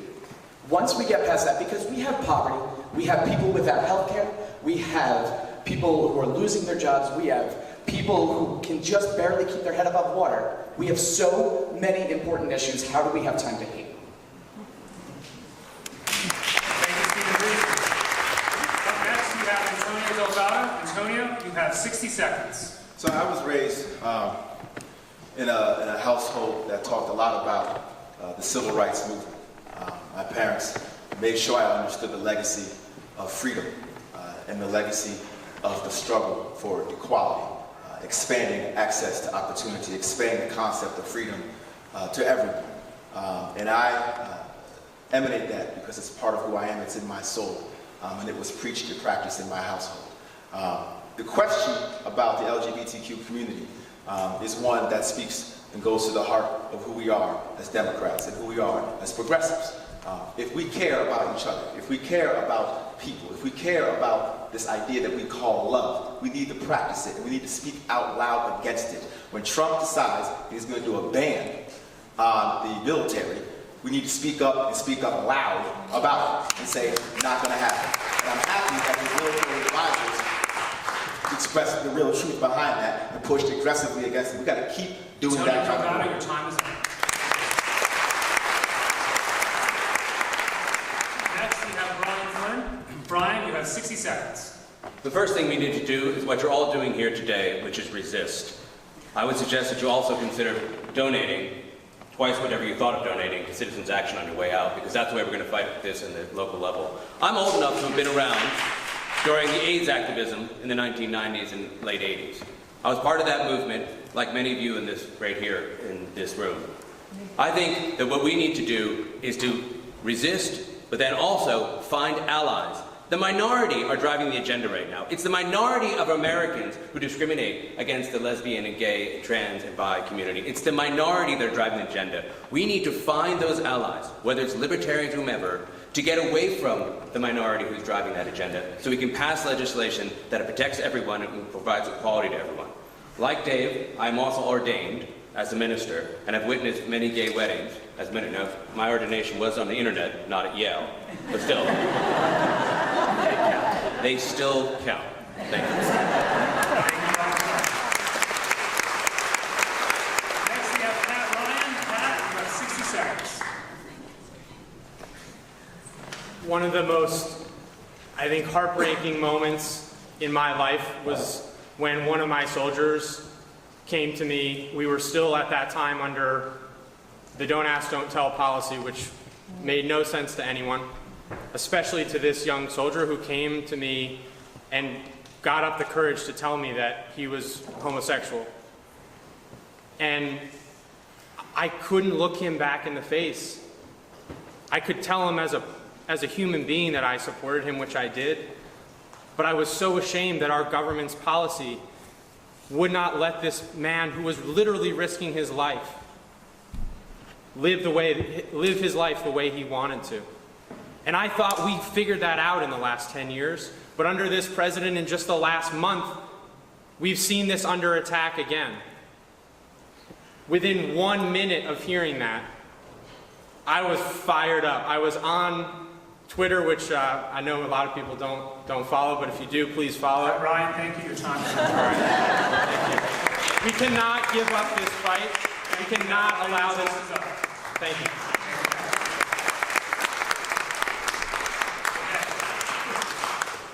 We'll move on to our next topic in question, which refers to international trade.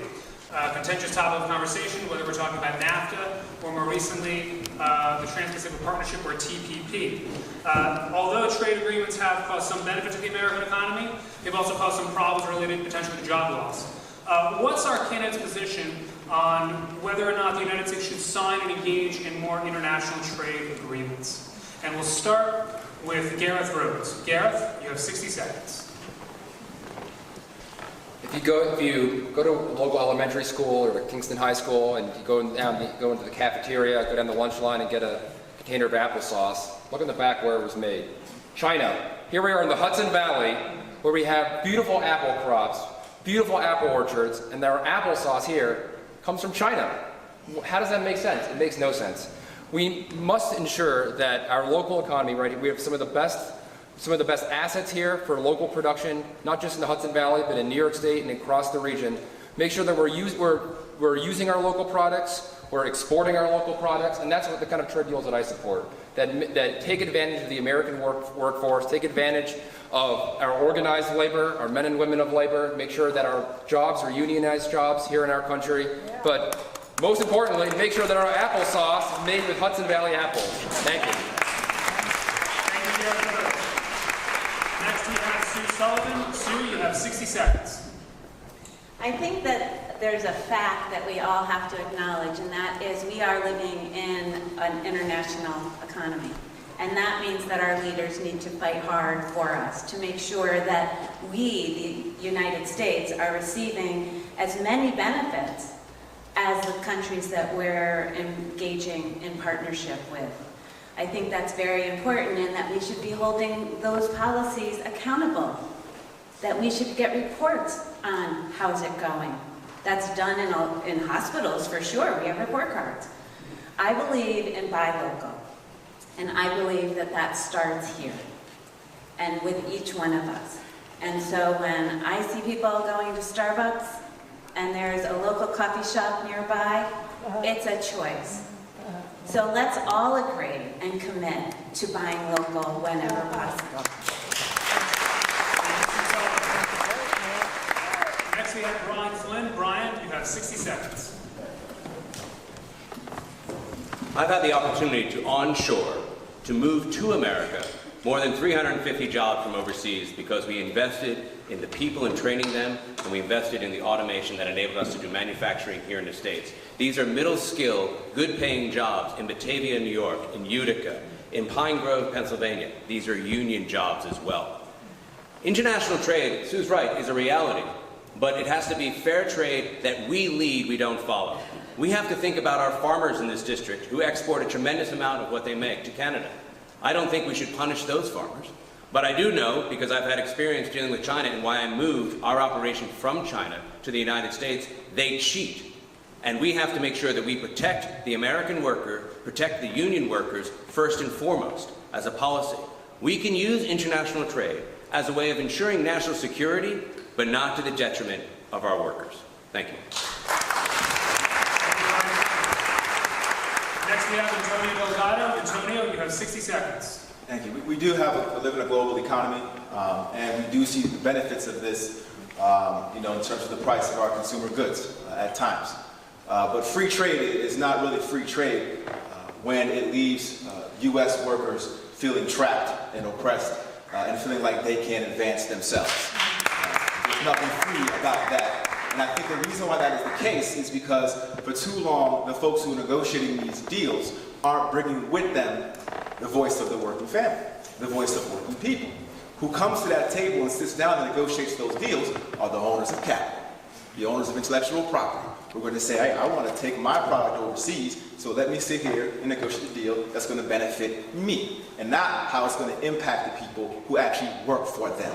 We have to have regulations in place that assure that we go to the table, there's a voice there for the working family. There's a voice there for the labor that understands the needs on the ground and make sure that they too benefit from these trade deals. Thank you. Next we have David Clay. David, you have 60 seconds. I want to follow with what Antonio said. I was just looking at the Trans-Pacific Partnership, and of course, China is something that we're trying to fight against with that. In other words, we're trying to keep trade partnerships with other countries so that China doesn't take over. So that's an issue, not an issue that we should not even pay attention to. But the problem is, just as Antonio said, that these trade agreements are really negotiated from the multinational corporation perspective. And then when they get to Congress, what happens is they fast-track them. They fast-track them so there can't be any amendments to protect the American worker. So what you have to oppose is fast-tracking. Congress can perhaps make that trade agreement acceptable and one that would be profitable for companies and at the same time help American workers, but you can't fast-track. You can't let the multinational corporations control the deal. Thank you.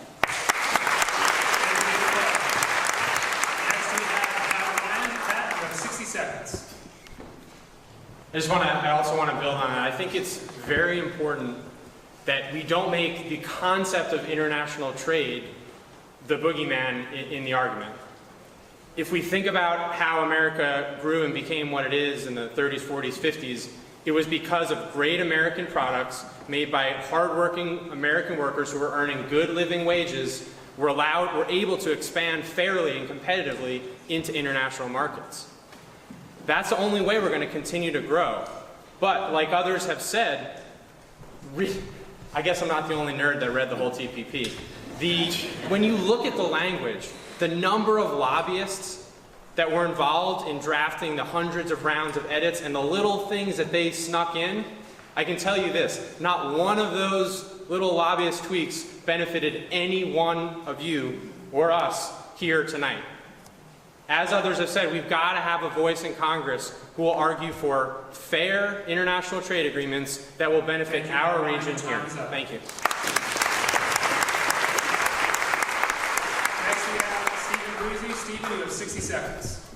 There's an interesting provision in the Trans-Pacific Partnership which I feel isn't discussed quite enough. As the second largest economy in the world, people want to trade with us, and we can use that. The TPP addresses requires all member nations to adhere to a certain set of worker standards. So using that, we can address human rights violations in places like Vietnam and Myanmar. But we need to do it more forcefully.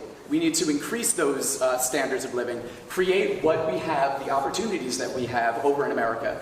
The second part is putting emphasis on things that are naturally available here. We need to trade and provide incentive to buy American and to buy what we naturally produce and grow. Like Garrett said, New York apples. Thank you. Next we have Jeff Beals. Jeff, you have 60 seconds. We have to be the party of the working people. We have to stand up for those working people. We're not a government of corporations. And I think we're here to have an honest conversation about this. I've seen these trade deals go down. I was a U.S. diplomat. I was in the government for a decade. And I've also lived it on a granular level here, as somebody in a two-income family in this district that sees what happens when workers are squeezed. We have running in this race a CEO who shut down a factory in Buffalo and moved those jobs overseas to the Dominican Republic. That's not being spoken about. We have to be honest about this. I'm sure there's reasons. We have somebody running who represents the largest lobbying firm in the United States, in Manhattan. These are the forces that do these things. This is how these deals happen. This is how we lose our factories, we lose our manufacturing.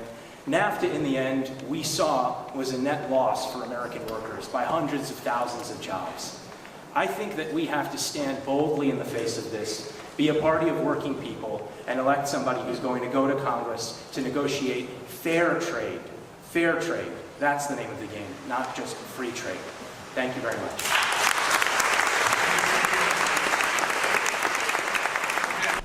Yeah, no, that was the end. Thank you, Steve Reed. Next we have Pat Ryan. Pat, you have 60 seconds. I have a short answer to this question, but before I do, I just want to say, I got to say something after what was just said by my colleague. All the Democrats in this room have to stand together, period. That is how we defeat John Faso. And my answer to this question, I agree exactly with Stephen. I'm pro-choice. This is not even a question for any of us on this stage, but we've got to recognize that this is a really, really hard fight, and we cannot give up. Thank you. Next we'll hear from Jeff Beals. Jeff, you have 60 seconds. I second that. I think that we are a team. We're a traveling roadshow. We have literally spent more time with each other than we have with our families.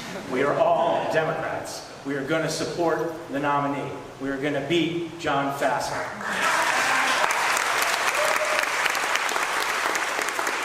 And we're going to do it by being honest with ourselves about why we've lost this race the last 3 times, every time the district is redrawn, why we've lost much of the country, and why we've lost the faith of a lot of people who want to vote for us but can't. Now, this speaks to a lot of issues, and it speaks to speaking for the weak and the disadvantaged. That's what I see myself doing. It's what I've done in my life, okay? I stand 4 square behind a woman's right to choose, and I think that that health issue is one of the larger health issues that fits into this, which is a government and a representative like John Faso who is stripping us of health care and stripping the weak and disadvantaged of the rights that they have for both health care and to get by in our society. We have to be the voice of that. I know we will be the voice of that because I know everybody in this room believes in that. Thank you. David Clay is next. David, you have 60 seconds. Women's rights are human rights. That's where it starts. But it's more than that. It's more than that. The Republicans are at war with women. It's about Planned Parenthood. It's about early child pregnancy care. It's about adequate health care. It's about child care. It's about jobs. It's about early child education. It's about supporting a woman who gets pregnant who's single, and 60% of the ones who have abortions are before the age of 18. How do we support these? If they have no support at all, what do you think is going to happen? The Republicans are taking the worst that they can do to hurt women, and all we should be doing is taking out the Republican Congress and moving in a Democratic one that supports women, that provides health care, that provides child care, and provides early child education. Thank you. Next we'll hear from Antonio Delgado. Antonio, you have 60 seconds. I just want to be clear.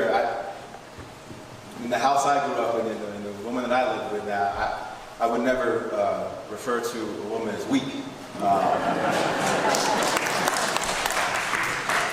I'll take that. Now,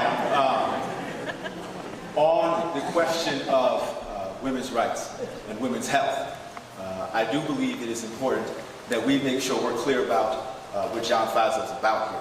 A lot of folks ask the question, what are you going to do about John Faso? What are the issues? Well, obviously healthcare is a big one, but man, what he's doing with women's rights and the way he's attacked it from the very beginning of his career, voted against equal pay for equal work 4 or 5 times as an assemblyman, called Roe v. Wade a black mark on the country, and then promised he wouldn't defund Planned Parenthood. Promised it now. Promised. Turned around and said, nah, it's okay. I'll defund it. Then he says, I'm also going to vote for a bill that essentially makes it a pre-existing condition to be a woman. Antonio Delgado, thank you. Your time is up. Next we have Brian Flynn. Brian, you have 60 seconds. I had the opportunity to participate in the Women's Town Hall with Sue Sullivan, where we got to hear women speak about the abuse that they had received. And if John Faso had showed up at that town hall and listened to women, he would have rushed to reauthorize the Violence Against Women Act. But he didn't show up. But Sue and I did. I've marched with Planned Parenthood, not far from here on their marches. What we're seeing now is a culture of misogyny that's taking a direct attack on women. And when they voted to strip out birth control as a requirement for insurance, that's not just an attack on women, but it's an attack on working women. This is much more insidious than we think. And I think, as a representative, we not only need to defend against Roe v. Wade, we need to put in legislation with specific protections in healthcare, in education, and in the job sector to protect women's rights and women's right to choose and control their. It's about freedom and equality. Thank you. Next we'll hear from Sue Sullivan. Sue, you have 60 seconds. So this is something I know a little bit about. I stand firmly behind a woman's right to choose. I believe very much that the word choice is imperative, and that I, as a woman, get to choose what I do with my body. And I don't judge others, and I will not be judged for whatever choices I make. But I would take it one step further. This is about equality for women. This is about equal pay for women. This is about housing for women. If we want women to be healthy, they need to have great homes while they're raising their kids. I was a single mom. I know what it's like to work hard and race from place to place to get my kids where they needed to be or pick them up from daycare. I think that we as a community need to come together around women and women's rights. I believe that Roe v. Wade should be created as law, so we don't ever have to go through the nonsense that we've been going through this session.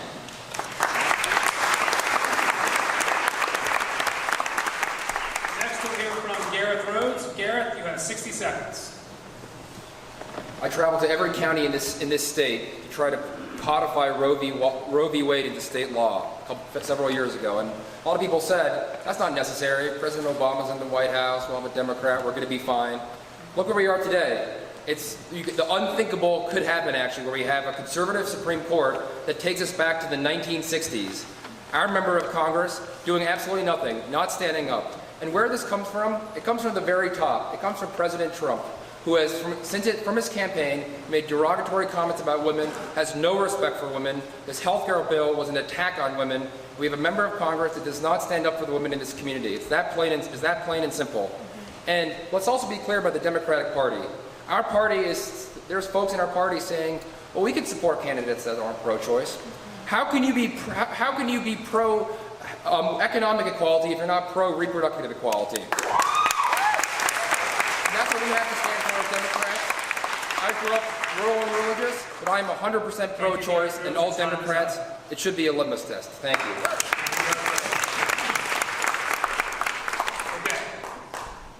Our next question, we're going to move to a new topic and a new question. This one is going to focus on American foreign policy.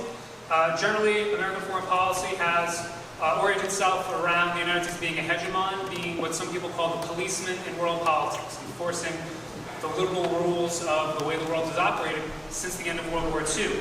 The question to the candidates is as follows. Should the United States continue this hegemonic approach, where it acts as the policeman of the world, or instead, should it adopt a different kind of foreign policy? Yeah, I think the answer is clear on this. We have to get to a place where we are engaging with our allies, reaching out through diplomacy, making sure that we're working towards a more unified world. We can no longer operate in a world where we are just going to beat our chest and think that might makes right. That is not how the world works. That's not how the world should ever work. We have to get to a place where we come together, we come to the table, we will have disagreements, but we work through the issues and we work hard through those issues. You know, we live now in a time where there's too much bombastic behavior. There's too much shooting from the hip. And I'll tell you one thing we can't do, is we can't hash out foreign policy on Twitter. That can't happen. Okay? We need to be thoughtful, we need to be deliberate, and we need to work towards a common agenda towards peace. Peace. Thank you. Next we'll hear from Jeff Fields. Jeff, you have 60 seconds. America has to be a leader in this world, but it has to be a leader on the basis of our values. I saw this firsthand as a diplomat for many, many years. I saw us both betray those values and sometimes stand up for them. And I saw people looking to us, hoping that we would be the beacon that we're supposed to be. We have a president now who talks about America first. But really what I see is America last. I see America last in standing up for human rights, last in standing up for workers' rights around the country and fair trade. I see America last in fighting corruption. That is something that is the opposite of what America has to do. We have to lead. Thank you. We have to lead as a force for peace in this world. And when we bring people together, we're going to find that they stand with us. So I think very strongly, based on a lot of life experience too, that when the people stand up and we stand for the things that matter to us, we're going to have a foreign policy that is actually much more humane, much more reasonable, and actually benefits our country tremendously in the long run. Thank you, Jeff.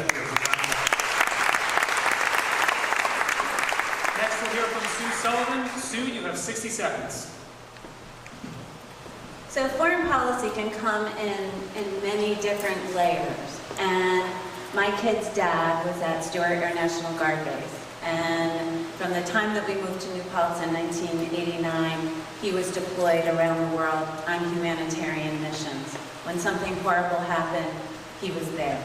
And I think that that is a role that we need to maintain and grow, because we're about helping people and lifting people up. I also believe that when it comes to wars and what's going on in Afghanistan, that things need to be measured, that we need to evaluate what are our goals and how are we doing, and we cannot continue to put the lives of young Americans at risk. But we have to help when it's appropriate, and I think that is a conversation, not a mandate. And I was very disappointed in the president's speech the other night, where he's blatantly, without any accountability, sending folks out into the endangered. Next, we'll hear from Gareth Rose. Gareth, you have 60 seconds. I was part of the generation that has grown up with 9/11 being a reality. I wasn't that far from here when the principal of the school came down and we were having an auditorium and said 9 in the morning or 10 in the morning and said two planes have hit the World Trade Center, and our lives, everyone's lives in this room had changed. I had high school classmates who lost parents in the World Trade Center. I had friends in high school whose parents were firefighters or police officers. But also, in the months and years after that, I was proud to come from a community where, when the entire Democratic Party was on board with the Iraq War, we had a representative who stood up right here in this community and said, absolutely not. That Maurice Hinchey, people forget, the Iraq War used to be popular. He stood up and said, I will represent this community. We were out there protesting. People disagree with him. People yelled at him. But that's what being a representative is all about. That independent thinking, that standing up for us, standing up for what is right. And that's what I believe in, and that's why I'm doing this. Thank you, Gareth. Your time is up. Thank you, Gareth. Up next, we'll hear from Brian Flynn. Brian, you have 60 seconds. I think we need to fight back against the neocons and neoliberals who have dragged us into these wars throughout the world.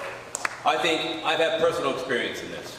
After my brother was killed, we marched in the halls of Congress, we marched on the UN to get legislation passed, to not only get the terrorists turned over, but just as importantly, to fight back against the corporate interests that were undermining anything we were trying to do to pursue justice. I had Big Oil meeting with the congressman 10 minutes before I did. We had airlines that were trying to spend less on airline security. And in the end, we had the airlines responsible, we held them accountable, we fought back against Big Oil, we got UN sanctions passed, we got the Iran-Libya Sanctions Act passed, and notice I didn't mention invading any countries. And by that, we were able to achieve justice, not by invading, but by following a diplomatic approach to finding justice. Thank you. Next, we'll hear from David Clegg. David, you have 60 seconds.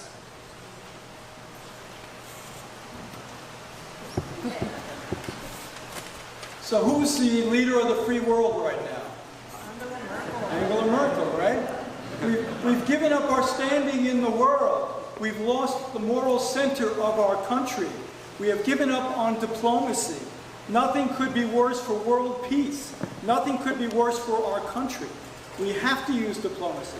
I know and I honor their service with Pat and Jeff serving in Iraq, but can you imagine how much better the world would have been had we not gone to a war under false pretenses in Iraq? The Middle East is blown up. consequences for decades after. Police isn't even the word to use. Unfounded, illegal, unjust wars is what we should not be involved in.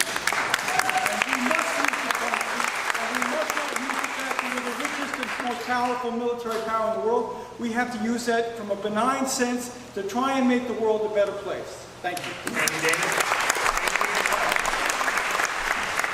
Next we'll hear from Pat Ryan. Pat, you have 60 seconds. I've seen this firsthand, and what I mean by that is I've seen what happens when we try to use military force abroad to impose our will and to completely change countries, and I've seen the consequences of that. When I came home from doing that, I went to study this in grad school, and the approach that resonated with me was one of smart power, where we lead with diplomacy, economic tradecraft, sanctions, and where war and the use of military force is the absolute last resort. In the last 6 or 7 months, we have seen our president take us nearly to the brink of a nuclear war with a rogue nation, to nearly pull out of the Iran deal, and most recently, to extend the longest war in American history, sending an unknown number of troops with no strategy and no end state. I've been on the receiving end of the order to go to war, and there is nothing I take more seriously than that as a member of Congress. Thank you, Pat Ryan. Next we'll hear from Stephen Brizzi. Stephen, you have 60 seconds. I believe that countries are like people in a community. When we see injustice, when we see human rights abuses, we need to address that. It is our responsibility as the policemen of the world. But I do not feel that we need to be invading places for our own special interests. We need to send apology letters to everyone after Trump gets out of office. But it's very sad that I'm not actually kidding when I say that Kim Jong-un might be more suitable than our president, because at least he's part of the Paris Climate Agreement. But he is. But the important thing is we can't compromise our position. We have to enforce our values, not our values. We have to enforce what we believe is our abuses. At the same time as supporting other countries, because community that thrives.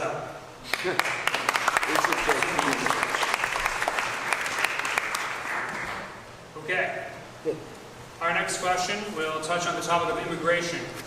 Undocumented immigrants are one group that is targeted by the Trump administration. And the question asked by one of our audience members is, how will you protect undocumented immigrants here in the Hudson Valley? We'll start with Pat Ryan. So like many of the policies that we've seen in the last 6-7 months, our president's policy on immigration is both morally wrong and reprehensible, but it also makes no sense for our economy here in New York 19. We need to talk about both parts of that in order to win as Democrats in this election. We all know this is wrong. I think about my interpreter, Ali, in Iraq.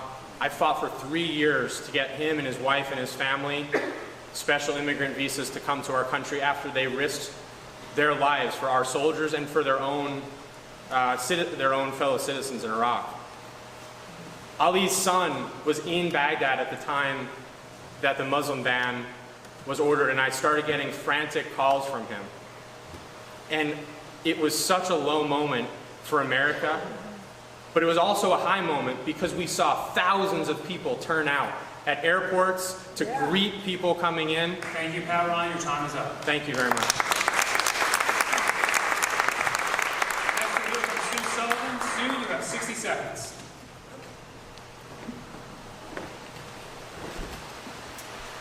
So immigration and what's going on in this country is based on racism and hate and fear. And I believe that as a country founded on immigration, I am the granddaughter of a woman who came here from Eastern Europe in 1905.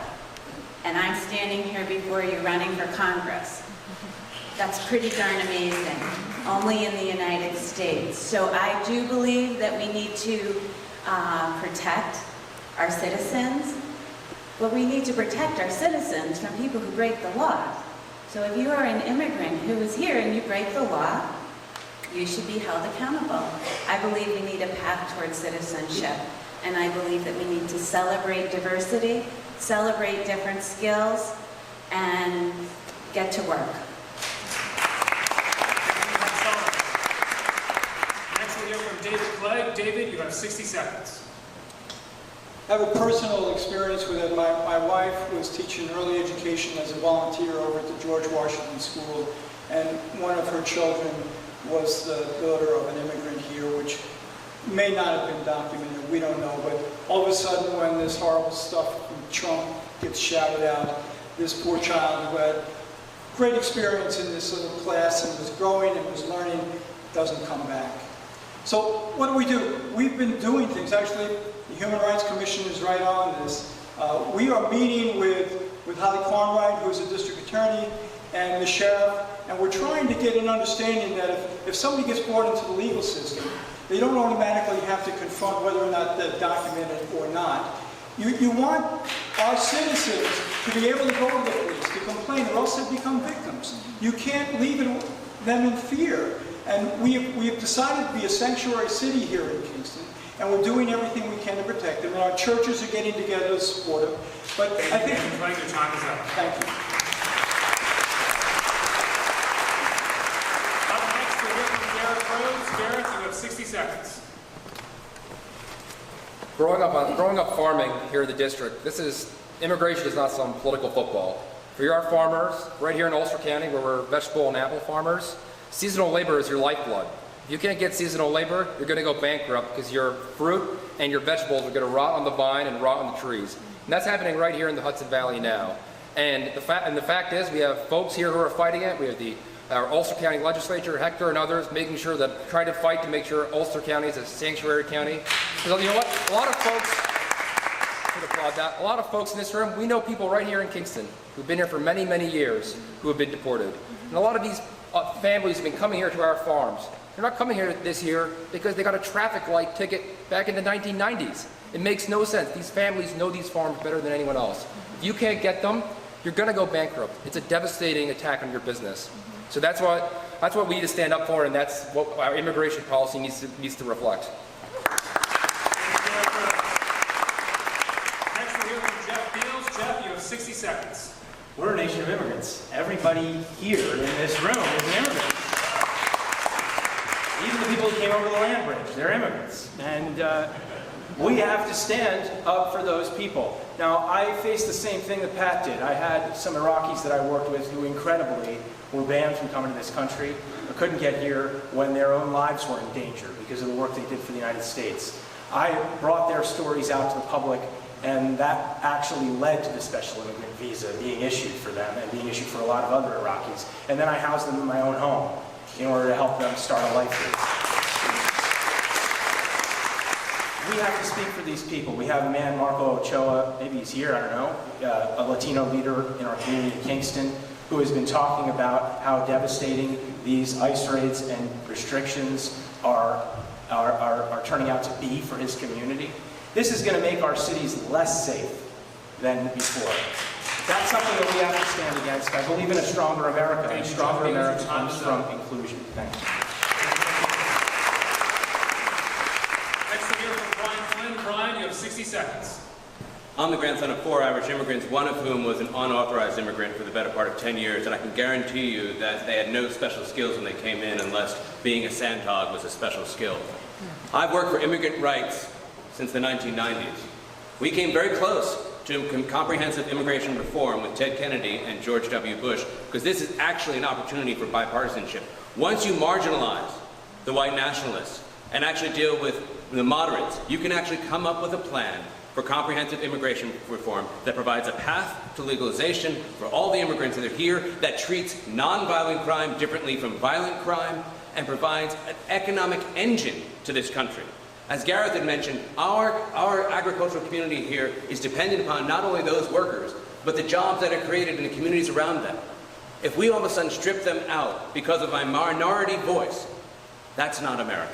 Thank you. Thank you, Brian Flynn. Next we'll hear from Stephen Breezy. Stephen, you have 60 seconds. It's simple economic sense that we should provide a path to citizenship. Why spend trillions of dollars exporting estimated 11.2 million immigrants when we could generate an estimated $500 billion in revenue here at home?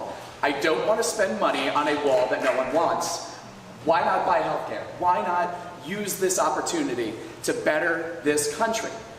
Nation of immigrants, like everyone said, give us your tired, your poor, huddled masses yearning to breathe free. No exceptions. Thank you.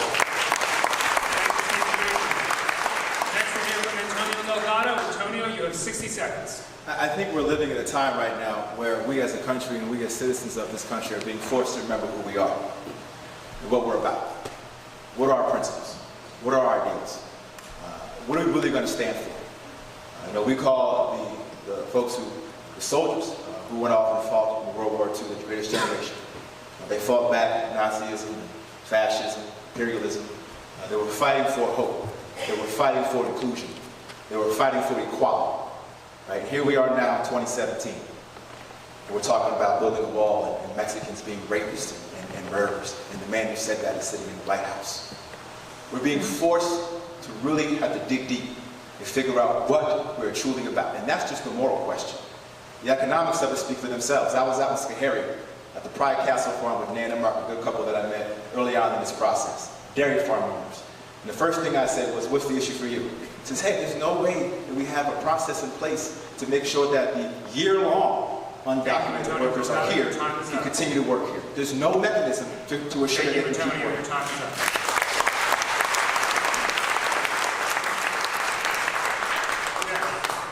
We're going to move on to a new topic in question, the topic of student debt. For our candidates, how do you propose to reduce the crushing burden of student debt for our college graduates?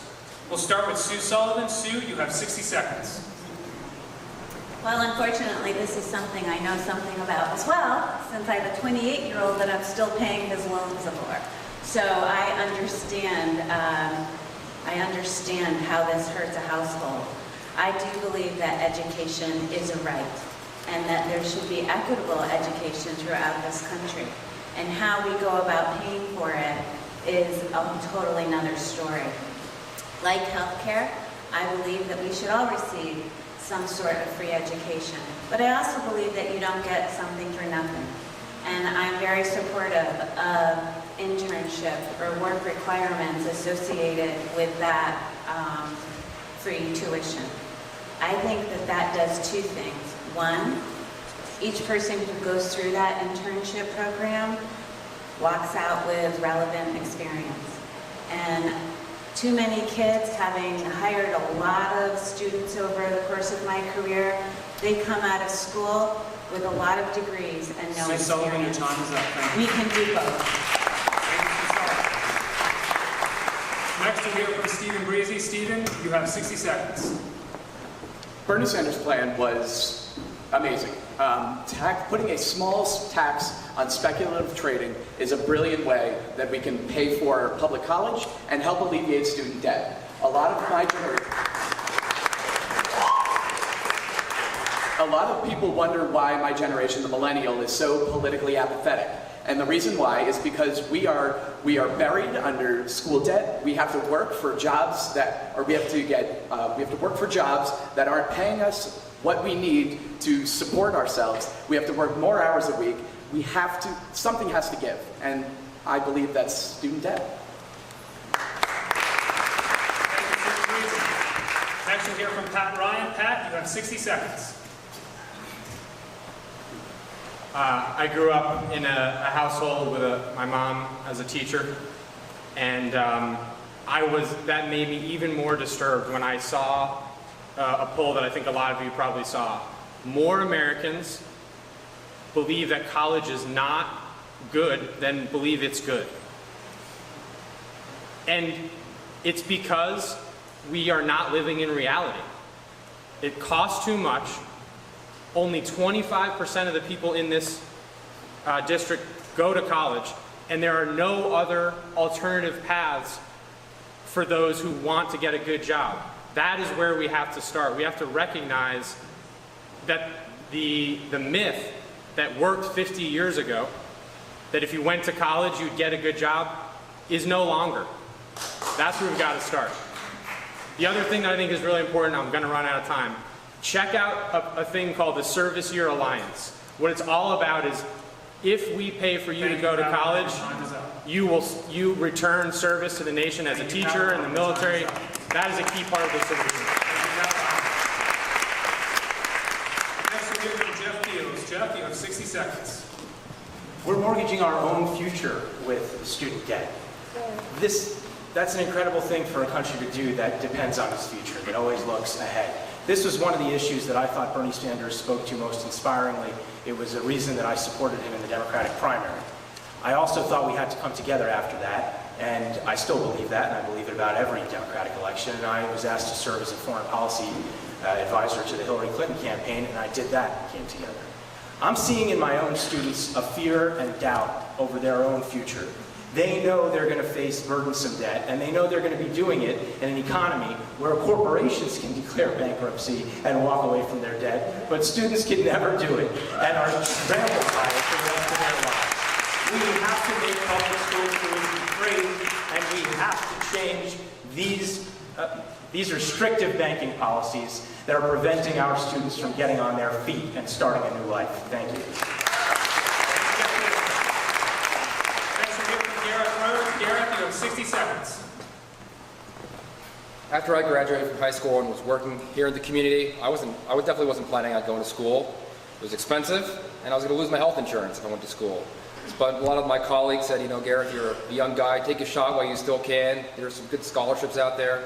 So I went down to the public library down in Marlboro, and I got on the computer, and I learned about a TAP grant. I learned about Pell Aid. I got into CUNY. It's the first school I got into, so I loaded up my bags here at the Trailway Station, and with my patch jeans and work boots, went down, started at CUNY, and I loved it. It was a great public education. It was completely paid for because I was in that low-income bracket. It was a good education, got me into Harvard Law School, and that is, I think we have to support our public universities, because I graduated debt-free. And other countries do this better than we do here in America. We have our students. I'm paying a lot for law school now, but I know that there's always be a good income there. Other countries do this better in terms of it's a longer payment plan, and it's an income-based requirement for our students. Can you imagine getting out of college? Thank you, Garrett. Your time is up. Thank you. Thank you, Garrett. Next, we'll hear from David Clegg. David, you have 60 seconds. I think a fraud has been perpetrated upon the students of our country. When I went to New Paltz, right down the road here, I had a federal loan. You know what it was? The interest rate was 3%. The interest rate from a bank at that time was 5 or 6%. I got a deal. When my son was in law school, he gets a federal loan. I'm paying 2% from Roundout Savings and interest. This is a privatized federal loan to a corporation. He's paying 8%, when nobody else in the country is paying 8%. So Congress, in its wisdom and its corporate friendliness, set up private deals with these companies that make money off the sweat and blood of our students. We have to change that. Something has to be done. There is a student loan Bill of Rights that has been introduced in Congress. And it provides for reduction in loans, fair interest rates, and an opportunity to do public service. Thank you, David. Your time is up. We should support it. Next, we'll hear from Antonio Delgado. Antonio, you have 60 seconds. I want to echo some of what Dave said there. We have, and it kind of mirrors what's going on in the healthcare sector as well. The profit motive is infecting a lot of things in this country. And the education system, how we fund our young people and help them make a way and find opportunities through education has become a for-profit game. And so you have now a whole system in that our government has essentially advocated its responsibility to make sure that young men and women are able to learn and go out there and provide for themselves. The other piece to this is we can take steps. Loan forgiveness is a critical piece. Pat mentioned this. I think it's important that we do programs that encourage young people to go back into service, into public service opportunities and say, listen, we'll forgive your debt. We'll take that off your hands if you find a job that gets back to the community, whether it's through teaching, firefighter, whatever the case might be. We'll figure out a way to help you through this process. Thank you, Antonio Delgado. Next, we have Brian with 60 seconds. When I was in my 20s, I had a woman working with me, a Jamaican immigrant named Pauline. Pauline's daughter wanted to go to a liberal arts college, and she couldn't afford it. And she asked me if I would co-sign on a loan for her. That loan ended up growing to over $60,000, and I'm still a co-signer today. And every once in a while, I have to pay for Pauline's daughter, Natalie, because she can't make a payment. Her rate is 6%. The Treasury rate right now is 2%. Yeah. Why is she paying 6% and the Treasury rate is 2%? My proposal is we do a comprehensive debt forgiveness right now. It's a crisis situation. We basically do what we did for the banks and the big auto companies. We bail them out. We bail out the students right now. And then we work on reducing the cost of education. We still have a model that's based in the 1800s. It's actually based in the 1500s. Why does it take 4 years to go to college? Why not 3? Why do we take off during the summer? We have to relook at it. The costs keep skyrocketing and incomes are going down, and we're doing nothing to help people. I'm for tuition-free public education and for changing how the cost of college. Thank you. Okay. We're going to move on to another question. This will be question 12. Since you waited in this warm church with all of us for so long, we're going to give you a red meat question. A major topic amongst many people these days is whether or not Donald Trump has committed high crimes and misdemeanors worthy of impeachment. Do you support Donald Trump's impeachment? Do you think it's possible? Would you vote for it? We'll begin with Jeff Beals. Jeff, you have 60 seconds. If the president is found guilty of high crimes and misdemeanors, it'll be a great honor for me to cast that vote for impeachment. But when we talk about the president, we have to be honest about our district and how we're going to talk to both sides, because he's proven to be a very divisive figure, and I believe very strongly that we have to unite people. How do we do it? I was at a car show the other day in Olive. I went up to a man, he had beautiful Bel Air, and I told him I was running for Congress, and he said, if you say anything against the president, don't even start. Okay, I don't want to talk to a Democrat. And I told him that I'd served overseas. I told him I was a working person in this district. And he opened his ears for a moment. And I said, can we talk about your health situation? How are you getting by? And sure enough, it turned out that he'd survived a botched colonoscopy and would have been completely bankrupted by the experience if he hadn't have had Medicare. And we found a tremendous amount of common ground when we talked about that. I think if we have a candidate that's willing to talk to these people, that has some credibility with them, as somebody that's given to the country, Thank you, Jeff Beals. I think we can win those votes and unite the country. Thank you. Next, we'll hear from Antonio Delgado. Antonio, you have 60 seconds. I think we have to really be careful about rushing to judgment, even if we are incredibly disgusted with the behavior of the individual.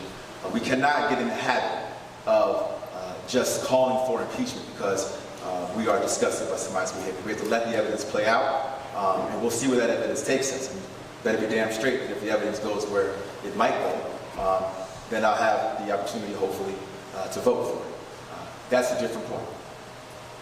I want to step back, though, for a second and talk about just how it is we can come together and unite as a party.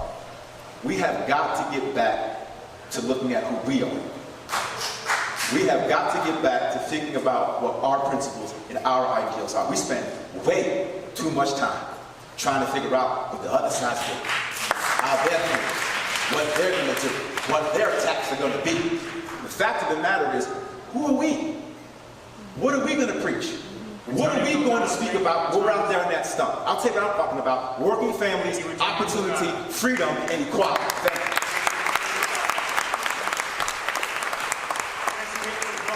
Brian, you have 60 seconds. I worked with Bob Mueller for years. I trust he'll do what's right. And I think if the evidence presents itself, I will vote for impeachment. I think politically, it might even be better if he limps into the 2020 election rather than taking him out before then. But I don't want to be that cynical. I think one of the things we have to deal with if we're going to win back people who voted for Donald Trump and John Faso is we have to present them a story, like Antonio said, a story that works. These people deserve a representative who will fight for them. Somebody who has, as a union member, marched in picket lines with union people. who started a small business and operated it, who has worked in factory floors, who has marched the halls of Congress, marched in the UN, got legislation passed that not only took on big business, but also made us safe, reduced emissions, and asked our leaders for a more progressive and just society. If we sell that Thank you, Brian Flynn. Your to the time's people of up. this district, we will fight back against Donald Trump and John Faso. Thank you, Brian Thank you. Flynn. Next, we'll hear from Stephen Breezy. Stephen, you have 60 seconds. Whatever evidence presents itself, if it is incriminating, absolutely. But I feel that something needs to be done beforehand because he is out of control. I believe that he is compromising our position in the world, and he is compromising our unity and position right here at home with everything that's going on that happened in Charlottesville, Virginia. I truly, honestly feel that as someone who supports facts and someone who supports evidence, I feel he needs to be out before that. But until then, I guess I'll let you know once we see his tax return. Thank you, Stephen Breezy. Next, we'll hear from David Clegg. David, you have 60 seconds. I would be extremely happy to vote to impeach the president. Let's start there, right? But whether he colluded with the Russians or whether he is financially benefiting from international dealings with other countries, which would be a violation of his code of the presidency, those are things we don't know yet. I suspect that with a Republican Congress, we will never know that, right? So what I ask of all of you is to make sure that we vote for a Democratic congressman in this district. It's that simple.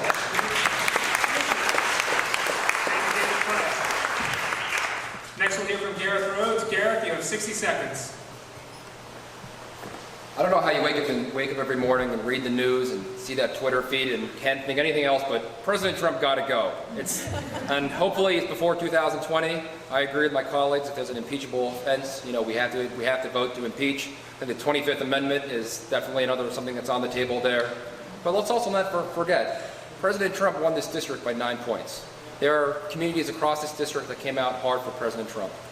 I was in a Rod and Gun Club the other day, and one of the folks was saying, "Well, he's on board with the Second Amendment." Really?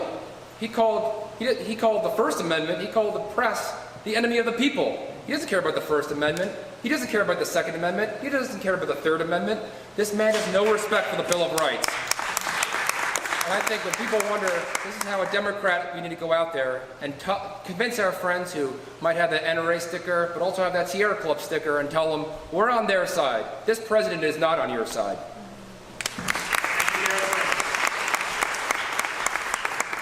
Next, we'll hear from Sue Sullivan. Sue, you have 60 seconds.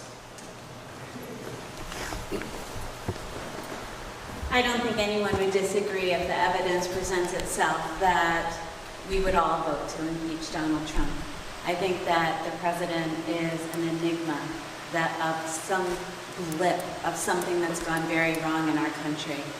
I believe very strongly that we need to dive down a layer underneath the president, and we need to look at Paul Ryan and Mitch McConnell and Mike Pence, because I think that they're dangerous. Especially concerned about what this is all doing to our young people and their vision of hope for this nation. I think that we need to lead by example. My 20-year-old said to me, "Why would you ever do this? Politics is bad." And I had a moment, and I said, if there is no hope, how can we live our life without hope? I need to stand up, and I need to stick my neck out, and I need to do what's right. And I believe that if our elected officials were held to that standard, we'd be in a different place. Next, we'll hear from Pat Ryan. Pat, you have 60 seconds. I believe that we will be voting for impeachment. Looking at the facts, I believe there's no doubt that Donald Trump obstructed justice when he fired FBI Director Comey. I believe that we'll have that opportunity soon, but what I'm worried about is that our representative has said absolutely nothing about this. There's not one member of Congress from New York State that sits on the House Intelligence Committee. We have not heard anything from the House Intelligence Committee. They need to be actively probing and working and getting the evidence in order to be able to make that case. And I will be absolutely thrilled to be your member of Congress and vote to impeach President Trump on that basis. Thank you.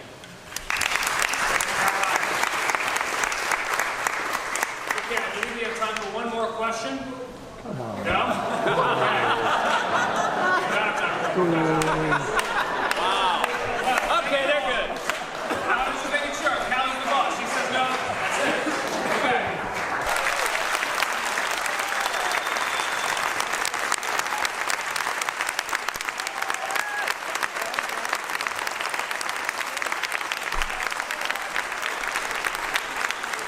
As we're wrapping up with a couple more minutes of details, join us at the Mill Community College in Hudson Valley by becoming a sustaining member of Citizen Action. We've got sign-up forms in the back.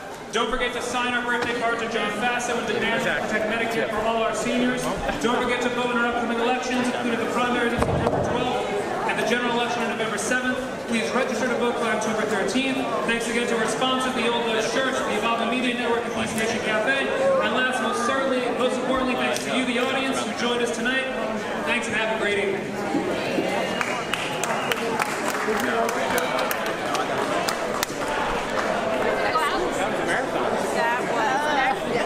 Thanks for coming. Thanks for lasting through. Very good. Thanks. Yeah, of course, yeah, know about it. Oh my God, that's great. Come on. Do you have contact information, or are you going to give me talk to you about it? Good to meet you. You must be very proud. I would love that. I really, that's it. I'm obsessed about this. Yeah. It would be good to get a picture. Here, look at the camera. Smile. Thanks very much. Thanks for watching. Thanks for everything. Thanks for covering it. Thank you. Thank you. Thanks for coming out. Thank you for coming as well. Appreciate it. Good luck. I'm Steven. Pleasure.